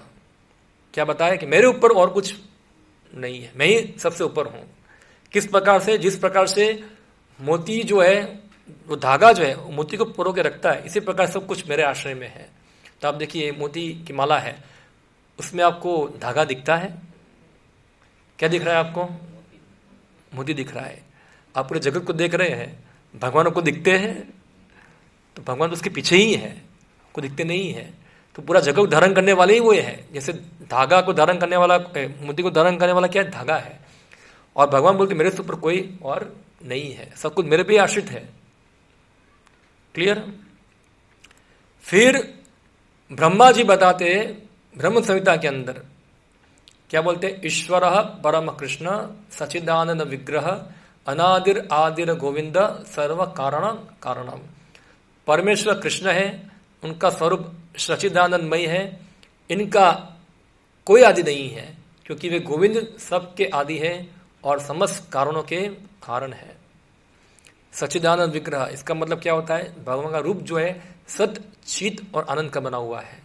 सत यानी कि सनातन, चित यानी कि ज्ञानवान और आनंद यानी कि आनंदमय। उनका शरीर जो है पृथ्वी, अग्नि, जल, वायु, आकाश का बना हुआ नहीं है। हमारा शरीर इसका बना हुआ है, भगवान का शरीर से नहीं बना हुआ है, वो सच्चिदानंदमय है। हाँ, और वो सबके कारण है। ईश्वर परम, सब ईश्वर है, वो सब चीज के कारण है, उनका कोई कारण नहीं है।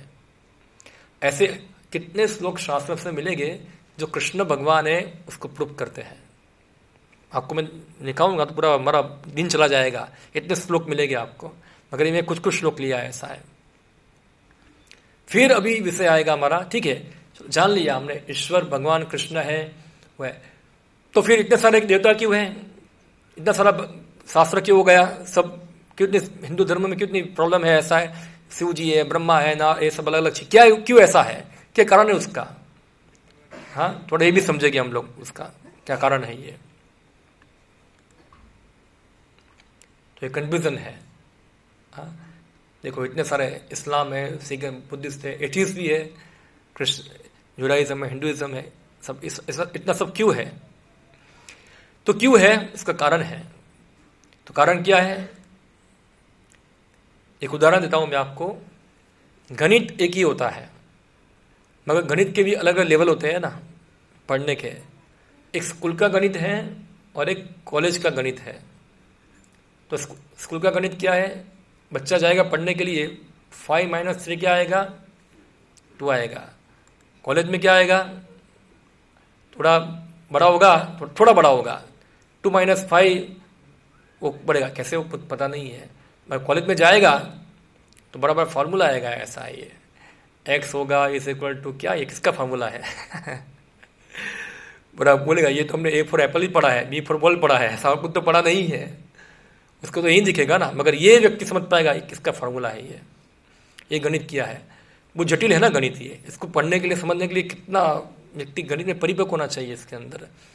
तो उसी प्रकार से भगवान के बारे में जो ज्ञान है, भगवत तत्व विज्ञान जो है, उसको समझने के लिए भी व्यक्ति के अंदर क्या होना चाहिए? दिमाग होना चाहिए। ऐसा नहीं कोई व्यक्ति जान लेगा तुरंत। अभी जो व्यक्ति जितना समझ सकता है वो व्यक्ति को इतना ही भगवान के बारे में बताया जाएगा, ज़्यादा दिमाग घुसेगा नहीं। अभी मैं आपको बताऊंगा कुछ उच्च लेवल का, बोले प्रभु जी ऊपर से जा रहा है, ऐसा है, क्योंकि आप जितना समझ पाएंगे उतना ही आपको समझाना पड़ेगा। हाँ, तो उसी प्रकार से हर व्यक्ति जितना भगवान को समझ सकता है, जितना भगवान के उपदेश को ग्रहण कर सकता है, उसके अनुसार ही उसको इतना ही दिया जाता है। मगर ये चीज याद रखो आप कि जो जितना उसको दिया है, जितना को समझा है, वही अल्टीमेट चीज नहीं है। जैसे ये बच्चा है 5 - 3 = 2 पढ़ा है, तो गणित यहां से खत्म नहीं होता है, बस यही गणित हो गया। उसको जानना है तो आगे बढ़ना पड़ेगा। वो तो खाली उसके लिए लेवल बनाया हुआ है वहां। क्लियर? तो हर व्यक्ति की क्षमता के अनुसार भगवान जो है उपदेश भी देते हैं, अपने बारे में ज्ञान भी देते हैं। क्या है? देश, काल व पात्र क्या होना चाहिए? Time, place and person, circumstance उसको कहेंगे। देश, काल, पात्र, कौन से स्थान में बताना है, कौन सी जगह बताना है, कौन से समय बताना है। इसके अनुसार भगवान क्या करते, अपना उपदेश देते हैं। एक उदाहरण देते हैं हम लोग, जैसे इस्लाम का उदाहरण देते हैं हम लोग। ये धर्म का उत्पत्ति कहाँ हुआ? ये धर्म बिगिनिंग कहाँ हुआ? सबको पता नहीं इस्लाम का हिस्ट्री? सबको गल्फ से आया ना, गल्फ से आया, गल्फ कंट्री में हुआ, जहाँ रेगिस्तान था वहाँ। अभी उसका आप हिस्ट्री निकालोगे आप, तो रेगिस्तान में जो रहने वाले थे वो इतना कल्चरल नहीं थे, इतना उन सभ्य व्यक्ति नहीं थे। तो पहले तो उनको सभ्यता सिखानी पड़ेगी ना। अभी कोई बच्चा है, उसको आप पहले दिन सिखा देंगे A square plus B square is equal C square सिखाएंगे, पहले तो ए क्या है वो सिखाना पड़ेगा, बाद में स्क्वायर स्क्वायर सीखेगा क्या है। तो ये लोगों को पहले क्या सीखना पड़ेगा? सभ्य बनना सिखाना पड़ेगा। तो देखो यहाँ कुरान में लिखा है, ऐसा इंस्ट्रक्शन है, ऐसा है कि भाई बहन की शादी नहीं होनी चाहिए, उनमें संबंध नहीं होना चाहिए, ऐसा है। अभी ये सूचना किसको दी जाएगी? जिन लोग में हो रहा है वहां, उनको दी जाएगी, वहां जो ऐसा पालन कर रहे हैं ऐसा। यानी कि पहले तो उनको सभ्य बनाना पड़ेगा, तब जाके कोई हायर चीज समझ पाएगी ये लोग। तो वहां पहले ऐसा चलता होगा वहां, इसलिए उनको ये ऐसी बेसिक इंस्ट्रक्शन दिया गया है जो कॉमन है, ऐसा है।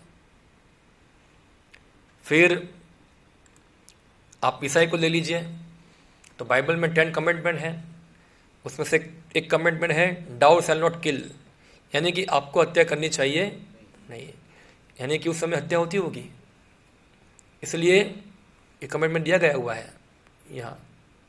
हाँ, तो यानी कि आप देखो, उन्होंने सबको बोला आपको हत्या करनी चाहिए नहीं, सब लोगों ने मिलकर उनकी हत्या कर दी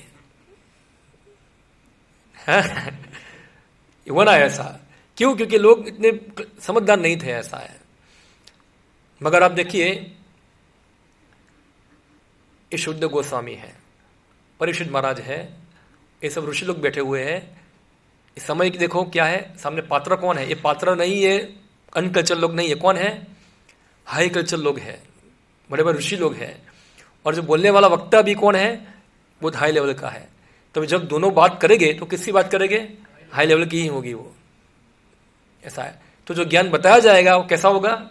हाई लेवल का ही होगा। तो बताए, ये श्लोक है भागवत में आता है, ब्रूहि भद्रया भूतानाम एनात्मा श्रुप्रसिद्धति, सभी जीवों के कल्याण के लिए वेदों का सार बतलाइए जिससे उनका हृदय पूर्ण रूप से संतुष्ट हो। यानी कि वो उनसे वेदों का एसेंस पूछ रहे हैं क्या है। और इसलिए गीता के अंदर भगवान कृष्ण अर्जुन को बताते हैं, ज्ञानम तेहम सविज्ञानम इदम वक्ष्यामि अशेषतः यद ज्ञात्वा अन्य भूयो अन्य ज्ञातम अवशिष्यते। जो लोग गीता पढ़े हुए उनको श्लोक पता होगा, कौन से अध्याय में आता है ये? कौन बताएंगे? 9वां अध्याय है ये। कौन सा है? 9वां अध्याय 1 नंबर का श्लोक है, ज्ञानम तेहम सविज्ञानम। अभी मैं तुमको ज्ञान और विज्ञान के साथ बताऊंगा। ज्ञानम तेहम सविज्ञानम इदम वक्ष्यामि अनसूयवे, क्योंकि तुम मेरी निष्ठा नहीं करते हो, इसलिए मैं तुमको ज्ञान और विज्ञान के साथ चीज बता रहा हूं। यद ज्ञात्वा अन्य भूय, ये जानने के बाद तुमको और कुछ जानने की आवश्यकता रहेगी नहीं, ऐसा है। यानी कि PhD हो गया अभी अर्जुन। क्या हो गया? वो ज्ञान की पराकाष्ठा प्राप्त कर लिया। यानी कि जो व्यक्ति कॉलेज में गया गणित पढ़ने के लिए, गणित सीख लिया, अभी उसके आगे कोई गणित आता नहीं है, यही गणित है यहाँ तक। तो भगवद गीता के अंदर ज्ञान की पराकाष्ठा है। तो ऐसा नहीं कि गीता पढ़ने के बाद आपको कुछ अन्य कुछ और ज़्यादा एडवांस कुछ चीज़ पढ़ना पड़ेगा, मगर अन्य धर्मों में ऐसा है। आप कुरान पढ़ोगे, बाइबल पढ़ोगे, आपको और ज़्यादा जानने के लिए तो ऊपर आना ही पड़ेगा आपको। आप संतुष्ट होगे नहीं वहाँ से, क्योंकि जैसे उदाहरण में दूँ आपको, बाइबल में बताया ऐसा, भगवान तो सुंदर है ऐसा बताया है, मगर भगवान को केवल जीसस नहीं देखा है। भगवान हमारे परम पिता है।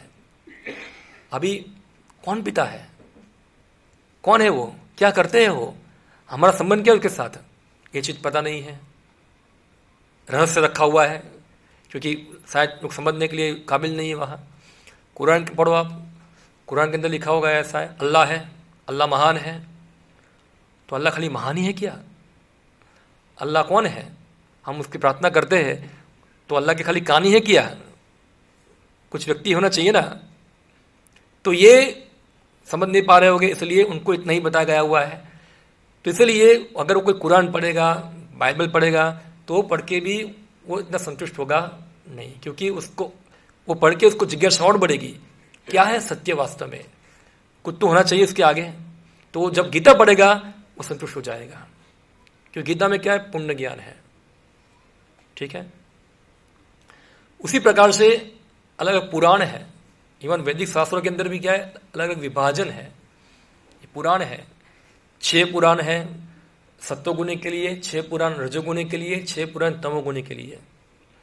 ये 3 गुण है, इसका चर्चा हम कल करेंगे।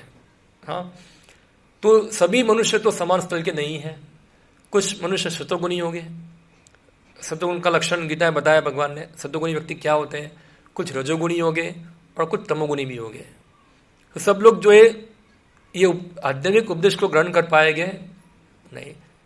अभी किसको बोलेंगे तुम सब सत्वगुणी व्यक्ति को बोलेंगे इंद्र तुम छोड़ दो, वो छोड़ देगा, सत्वगुण में है। रजोगुणी छोड़ पाएगा नहीं, और तमोगुणी तो उसको पता ही नहीं क्या है। तो भी क्या, इसलिए शास्त्र में सबको ऊपर उठाने के लिए क्या है, अलग अलग लेवल का ज्ञान दिया गया है, जिससे वो लोग धीरे धीरे ऊपर उठे। हाँ, जैसे कि जो व्यक्ति मांस खाता है, ये मांस खाने वाले को आप बोलोगे मांस खाना बंद कर दो, तो बंद कर देगा क्या, एक दिन में बंद नहीं कर पाएगा। तो शास्त्र क्या बताते हैं, ठीक है तुमको मांस खाना है तुम खाओ, पर एक नियम है, कैसे खाना है, नियम बना दिया। क्या बना दिया, नियम। ये नियम इस प्रकार से बनाए हैं कि नियम ही उसको धीरे धीरे ऊपर उठाते हैं। जैसे कि नियम बनाया है कि तुमको मांस खाना है, महीने में एक बार दुर्गा देवी की बलि करनी है और उसके बाद मांस खाना है, और दुर्गा को बलि करने जाओगे उसके कान में मंत्र बोलना है, ये जन्म में मैं तुमको मारूंगा, अगले जन्म में तुम मुझे मारना है, ऐसा है, ये नियम है, ऐसा है। तो कोई सोचेगा, थोड़ा बुद्धिमान होगा, अरे थोड़ा मांस खाने के लिए 1 महीने में एक ही बार खाना है और मुझे बार बार मंत्र बोलना है, वो बनना ही है, इससे खाना ही छोड़ दूँ इसको। तो वो नियम क्या करेंगे, उसको कंट्रोल करते हैं, उसकी वृत्ति को क्या करते हैं, कंट्रोल करते हैं। जिससे क्या हो जाएगा, धीरे धीरे क्या आएगा, वो ऊपर आएगा, ऊपर आएगा, ऊपर आएगा। ऐसे फिर तमगुण में से रजोगुण में आ जाएगा, तो रजोगुण में आएगा तो उसको थोड़ा बड़ा प्रलोभन देंगे, ऐसा है। ओके, रजोगुण में आ गए तो रजोगुण में क्या होगा, कोई नियम आएगा उसके अंदर भी, बोले ऐसा जीवन मत जियो, कुछ बड़ा प्राप्त करो। जगत में ये पृथ्वी में क्या सुख है, सुख तो स्वर्ग में है, ऐसा है। स्वर्ग में जाओ, वहाँ आनंद है, वहाँ अप्सराएं है, वहाँ सोमरस है, वहाँ सब गार्डन है, मगर स्वर्ग में जाने के लिए कुछ नियम पालन करना पड़ेगा। तो नियम क्या होगा, वो नियम इस प्रकार के होंगे जो नियम उसको सतगुण में लेके आएंगे। सुबह जल्दी उठना पड़ेगा तुमको, स्वच्छ खाना पड़ेगा, कुछ व्रत पालन करना पड़ेगा। ये सभी नवरात्रि चल रही है, नवरात्रि। हाँ, तो नवरात्रि के अंदर 9 दिन कुछ लोग उपवास करते हैं। हाँ, तो उपवास करते एक टाइम खाएंगे, थोड़ा सतगुण में आ जाएंगे, थोड़ा दिमाग खुलेगा उसका। और जब सतगुण में कोई व्यक्ति आता है ना, तो व्यक्ति आध्यात्मिक चीज को समझने में वो योग्य हो जाता है, क्योंकि आध्यात्मिक ज्ञान समझने की योग्यता क्या है, सत्वगुण। जबकि सत्वगुण में होना चाहिए, तभी विषय के बारे में सोच पाएगा, आत्मा क्या है, भगवान कौन है। जब तक व्यक्ति रजोगुण तमोगुण में है, ये विषय सोच पाता नहीं है। तो नवरात्रि के दिन 9 दिन होगा, उपवास करेगा, तो कुछ उसे पुराण की कथा भी आएगी। वो कथा में भी आएगा कि हम आत्मा है, पुनर्जन्म होता है, देवी लोक भी है, और वहाँ भी प्रलय होता है, सृष्टि का विनाश होता है। तो सुनेगा तो धीरे धीरे क्या होगा, उसकी इच्छा होगी, यार क्या मैं माता जी की पूजा कर रहा हूँ ये सब बहुत ही चीज़ मांगने के लिए, इससे अच्छा है कि मैं मुक्ति प्राप्त करूँ, ऐसा है। तो मुक्ति प्राप्त करने की इच्छा यानी कि व्यक्ति सतोगुण में आ गया। अभी फिर सतोगुण व्यक्ति के लिए फिर मुक्ति प्राप्त करना है, जन्म मृत्यु जरा व्याधि से निकलना है, ये सब चीज समझ पाएगा। तो ये 6 पुराण जो है उन लोगों के लिए जो सतोगुण में है, अभी ऑलरेडी है वो, तो वो लोग तुरंत ये चीज़ों से आकर्षित हो जाएंगे। ऐसे शास्त्रों से क्या हो जाएगा, आकर्षित।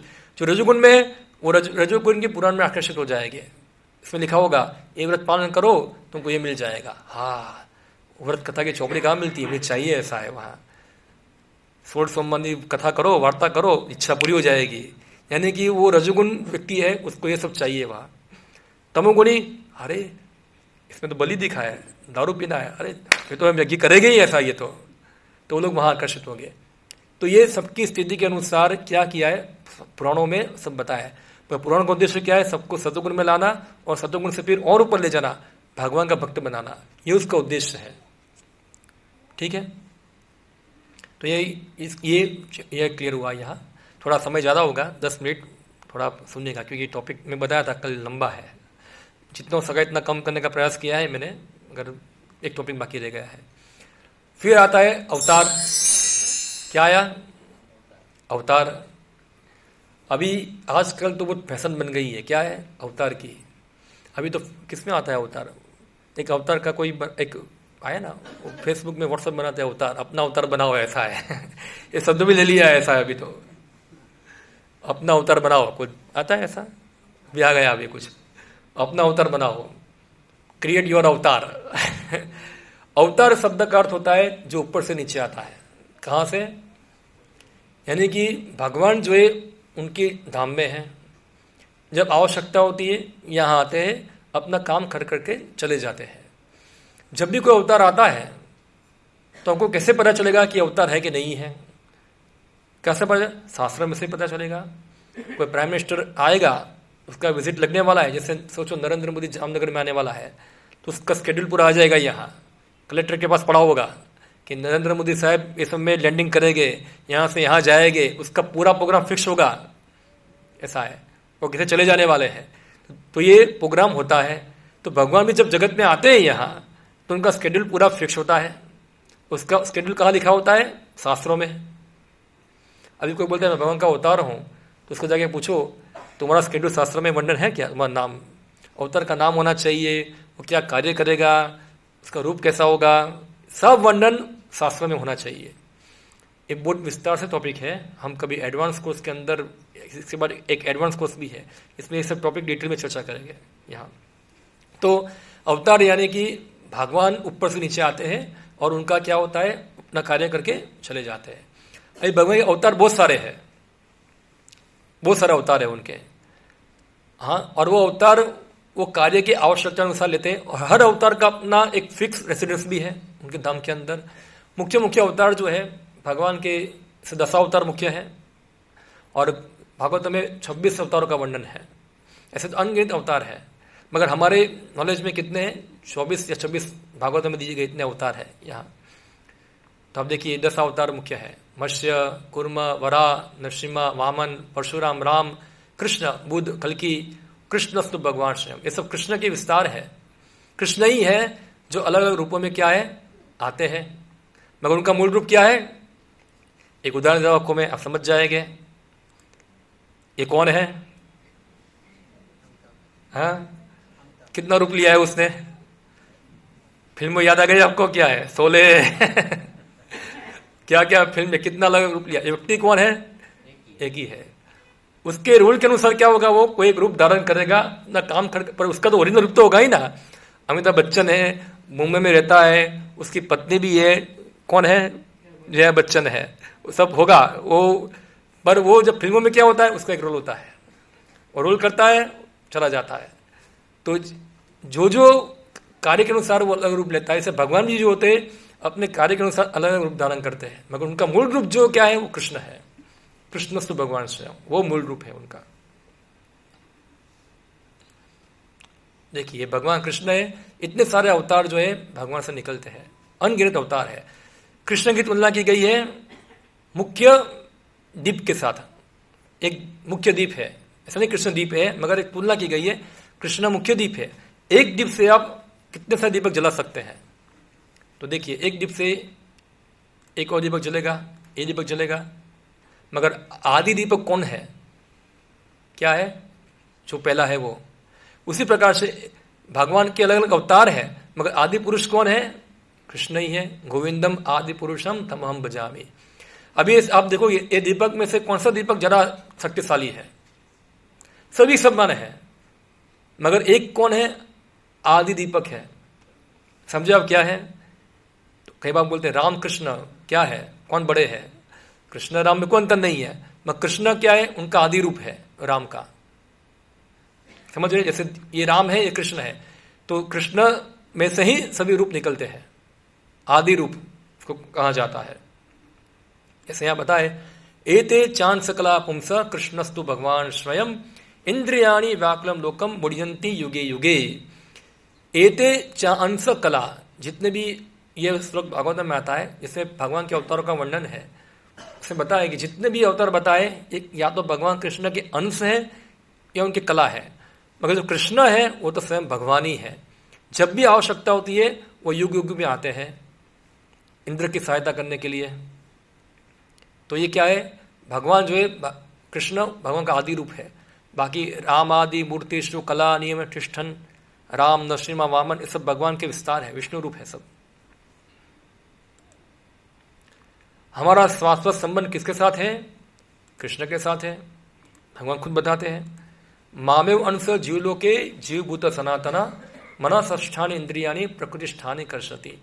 हम सबका संबंध किसके साथ है? कृष्ण के साथ है। हम भूल चुके हैं, इसलिए भगवान जब आते हैं यहाँ, क्यों आते हैं?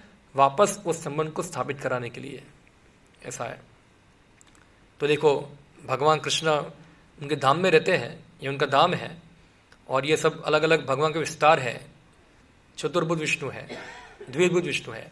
थोड़ा हम समझेंगे, चतुर्भुज विष्णु कई बार बोलते हैं विष्णु कृष्ण का अवतार है, कृष्ण विष्णु का अवतार है, कई बार कंफ्यूज होते हैं, ऐसा है। विष्णु जो रूप है भगवान का, वो भगवान का ऑफिशियल फॉर्म है।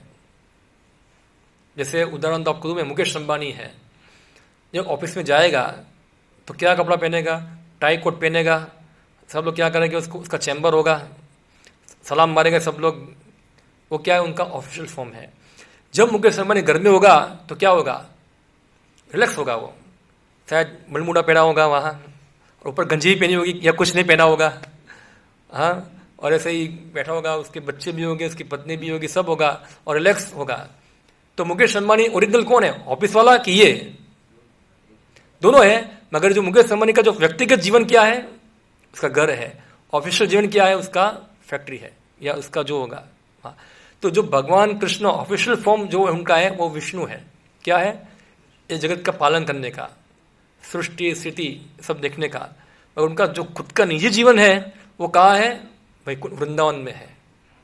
हाँ, उनका निजी जीवन है वहाँ, जहाँ उनकी सब व्यक्तिगत लोग उनके साथ रहते हैं। जैसे मुकेश अंबानी होगा, उनके फ्रेंड भी हो गए, हाँ, उसके भाई हो गए, मित्र हो गए, उसकी माँ होगी, सब हो गए, सब मित्र हो गए। उसी प्रकार से भगवान का व्यक्तिगत जीवन कहाँ है? उनका वृंदावन के अंदर, गोलोक के अंदर, और वैकुंठ लोक के अंदर उनका ऑफिशियल फॉर्म होता है। अब कृष्ण के बारे में कुछ बुलधारणाएं हम देखते हैं।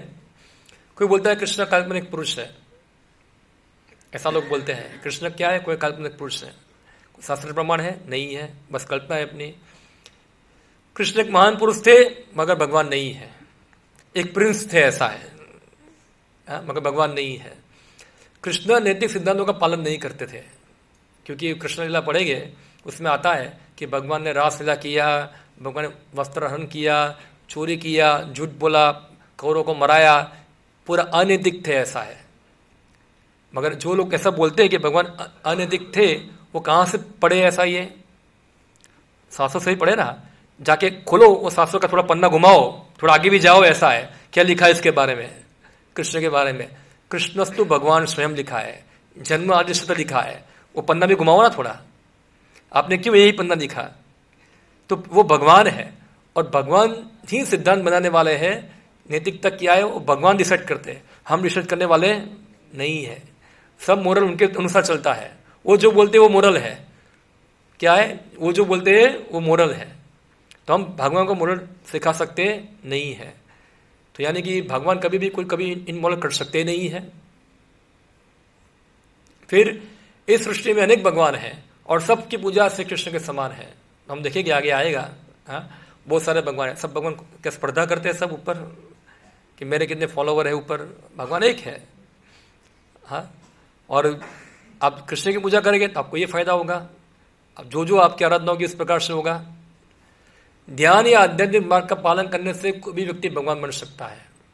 आप भी कृष्ण बन सकते हैं। आप ध्यान करो, कृष्ण बन जाओगे। अगर हम कृष्ण बन जाएंगे तो यहाँ कैसे आ गए हम लोग? इधर कैसे फंस गए? इधर यहाँ क्यों फैक्ट्री जाना पड़ता है? क्यों बॉस के डांटे खानी पड़ती है हमको? अगर हम भगवान होते तो।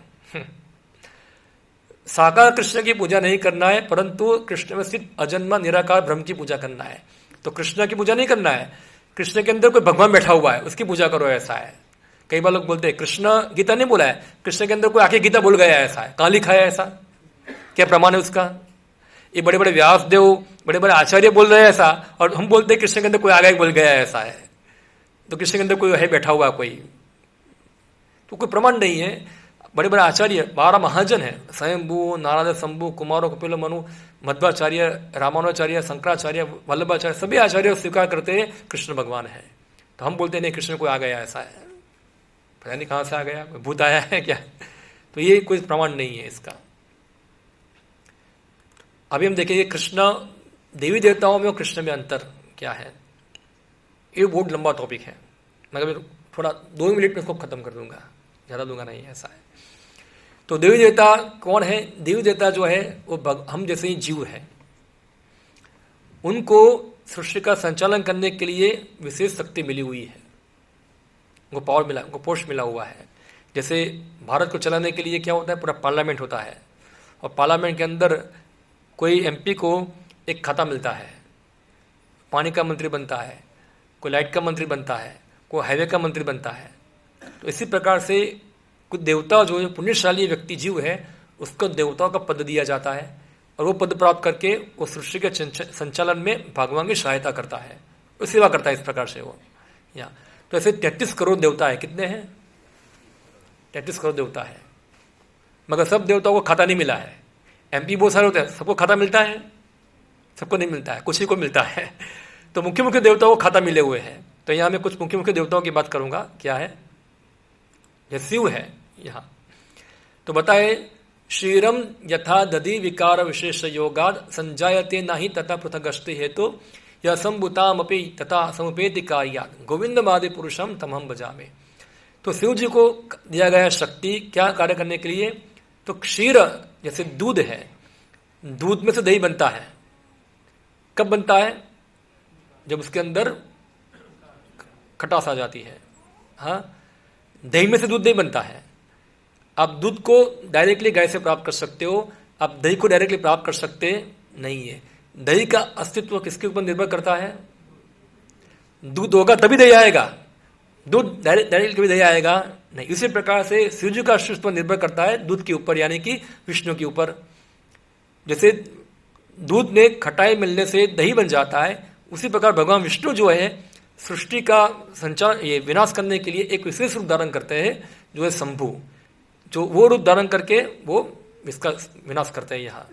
तो ऐसे दूध और दही पृथक भी है और अलग भी है। आपका दूध पीने से पेट बिगड़ जाएगा, तो आप दही खाओगे तो अच्छा हो जाएगा। आप नहीं बोलोगे कि मुझे दूध दे दो वापस, ऐसा है। तो शिव और भगवान कृष्ण दोनों एक भी है और अलग भी है। अचिंत्य भेदाभेद है। क्या है? अचिंत्य भेदाभेद है। वो भगवान कृष्ण का एक विशेष कार्य करने के लिए विशेष रूप धारण किया है, इसलिए जैसे दूध और दही में अंतर है। इसी प्रकार से मगर जो हमारा संबंध जो है वो दूध से दही से नहीं है, हमारा संबंध आध्यात्मिक जगत से है। क्लियर? फिर यहाँ दुर्गा देवी है, इसके बारे में बता दें। सृष्टि स्थिति प्रलय साधन शक्ति रेखा छायन यस्य भुवनादि विभर्ति दुर्गा इच्छानुरूपमय यस्य श्रेष्ठ चेषा गोविंदमादि पुरुषम हम भजामि। तो बताया सृष्टि यानी कि सर्जन, पालन और संहार कौन करते? साधन शक्ति, भगवान की साधन शक्ति है। कौन है? दुर्गा, जो उनकी छाया की ओर, छाया की तरह उनकी इच्छा के अनुसार कार्य करती है। तो आप देखिए, जब भगवान कृष्ण प्रकट होने वाले थे तो उन्होंने योग माया का आह्वान किया था, आप आओ, क्या करो, तुम जन्म लो वृंदावन के अंदर। जब कंस के पास आई, ऊपर चली गई वो। तो वो कौन है? दुर्गा देवी, जो सृष्टि का क्या करती है? भगवान की चलाने में सहायता। दुर्गा को दुर्ग यानी कि किला, उसकी अधिष्ठाता देवी है दुर्गा। फिर ब्रह्मा जी है। भास्वान यथास्म सकलेषु निजेषु तेजः स्वीयं कित प्रकट यत्तपि यदत्वत्र ब्रह्मा च ये स जगदंड विधान करता गोविंदमादि पुरुषम तहम भजामि। तो ब्रह्मा जो है उनका सृजन करते भगवान की नाभि से निकलता है कमल। यहाँ चित्र होगा वो है, देखो उधर भगवान की नाभि से कमल निकलता है और उसके ऊपर ब्रह्मा बैठते हैं और फिर ब्रह्मा सर्जन करते हैं, सहायता करते हैं। तो ब्रह्मा का निर्भर भगवान से उनकी सृष्टि होती है, ब्रह्मा की भी। फिर कौन है? सूर्यदेव। यक्षुरेशा सवित सकल ग्रहाणाम राजा समस्त सूर मूर्तिर अशेष तेजः यशाज्ञया भ्रमति संवृत्त काल चक्रो गोविंदमादि पुरुषम तमहम बजामी। ये सब ब्रह्म संहिता में श्लोक है, शास्त्र है। ये क्या है? सूरज जो है एक चक्षु की तरह है, आंखों की तरह है, भगवान की आंख की तरह है, सभी ग्रहों का क्या है? राजा है। और भगवान की आज्ञा से ही वो क्या कर रहा है? भ्रमण कर रहा है। काल चक्रो गोविंदमादि, ऐसे भगवान गोविंद को मैं नमस्कार करता हूं, ब्रह्मा जी बताते हैं। फिर एक गणेश के बारे में बताते हैं। हाँ, यदपाद पल्लव युगम विनिधाय कुंभे द्वंदे प्रणाम समय सगनादिराज विज्ञान विहंतुम अमलस्य जगतत्रयस्य गोविंदमादि पुरुषम धाम बजामी। 3 लोगों में विघ्न विनाश करने की शक्ति कौन देता है? गणेश जी के पास है, जो अपने यदपाद पल्लव युगम, जो अपने यहाँ भगवान के चरण कमल को धारण किया है। किसके? भगवान कृष्ण के। वहां से वो शक्ति प्राप्त करते हैं 3 लोगों के अंदर विघ्न का विनाश करने की। जैसे पार्लियामेंट में मिनिस्टर को पावर कौन देता है? Prime minister. तुमको ये करना है। ये तो ये सब बताए। तो विष्णु अवतार है, राम अवतार है, वरा अवतार, ये विष्णु तत्व है, सब विष्णु ही है। उसके बाद सेकंड शिव तत्व है, शंभु है, जो 11 रुद्र होते हैं। वो विष्णु भी नहीं है और जीव भी नहीं है, वो बीच में आता है। फिर शक्ति है, भगवान की अंतरंगा शक्ति तथा शक्ति यानी कि जीव हम लोग, और बहिरंगा शक्ति नहीं कि दुर्गा देवी माया शक्ति। ये सब हम सब भगवान शक्ति है। तो अब ये देवता का कार्य है, देव देवताओं की उपासना, भगवान कृष्ण की उपासना में क्या अंतर है? तो देवता जो है वो हमको खाली भौतिक वरदान दे सकते हैं, ऐसा है। मगर जन्म तो सिर्फ छुट्टी हमको दे सकते नहीं है, वो तो भगवान ही दे पाएंगे। किसी को फांसी की सजा हो गई, कौन माफ करेगा उसको? खाली राष्ट्रपति ही कर सकता है, और कोई किसी का पावर नहीं है। तो मुक्तिदाता सर्वेशाम विष्णु एक ही मात्र है वही। क्या विष्णु ही सबको मुक्ति दे सकते हैं? बाकी सब आपको भौतिक वर दे देंगे, मुक्ति प्रदान कर पाएंगे नहीं। इसलिए विष्णु की आराधना सर्वेशाम विष्णु आराधना परम। शिव जी बताए पार्वती को, सभी प्रकार की आराधनाओं में विष्णु आराधना श्रेष्ठ है। तो इसलिए देवता की उपासना कौन करते हैं? जो लोग को आध्यात्मिक ज्ञान नहीं है। जिनको आध्यात्मिक ज्ञान है वो सीधा विष्णु की आराधना करते हैं, क्योंकि उनको जगत से निकलना है और भगवत धाम वापस जाना है। ये बड़ा टॉपिक है, हमारे पास समय नहीं है, इसलिए मैं इसको संक्षिप्त में लेता हूँ। अगर कोई व्यक्ति भगवान विष्णु की आराधना करता है तो समझो वो देवताओं की आराधना अपने आप हो जाती है। जैसे उदाहरण दिया यहाँ, ये व्यक्ति क्या कर रहा है? किसको पानी दे रहा है? यहाँ पौधे। कहाँ पानी डाल रहा है? इधर मूल में। तो ये जो पत्ते हैं सब में पानी पहुंच जाएगा। यानी कोई व्यक्ति विष्णु को संतुष्ट करता है तो समझो सभी देवता संतुष्ट हो गए, क्योंकि देवता क्या है? विष्णु के अलग अलग अंग है। जैसे व्यक्ति खाना खा रहा है, जब खाना खाएगा पेट में भोजन जाएगा, सभी इंद्रिय क्या हो जाएगी? शक्ति मिल जाएगी, सभी अंगों को शक्ति मिल जाएगी। अभी सब अलग अलग अंगों को खाना खिलाना जाएगा, क्या होगा? संभव है? वो आदमी जो पानी देने जाएगा, एक एक पत्ते में पानी डालेगा, संभव है क्या? टेटिस कोड़ी देवता है, कितने की पूजा करोगे? आपका मंदिर बढ़ जाएगा अंदर। इसलिए विष्णु सबके मूल है, उसको ही आराधना करने से सभी देवता की आराधना हो जाती है। ओके, तो ये विषय यहाँ खत्म हो रहा है। थोड़ा मैं बताया था, लंबा टॉपिक था, मैंने फिर भी इसको कम करने का प्रयत्न किया है, बहुत सारा छोड़ दिया मैंने। तो प्रश्न उत्तर दूंगा नहीं मैं, क्योंकि समय नहीं है। ऐसा है। हरे कृष्णा। किसको प्रश्न पूछना है तो मुझे व्यक्तिगत पूछ लेना, या कल पूछेंगे, ठीक है? हरे कृष्णा। कुछ अनाउंसमेंट है तो कर लीजिए।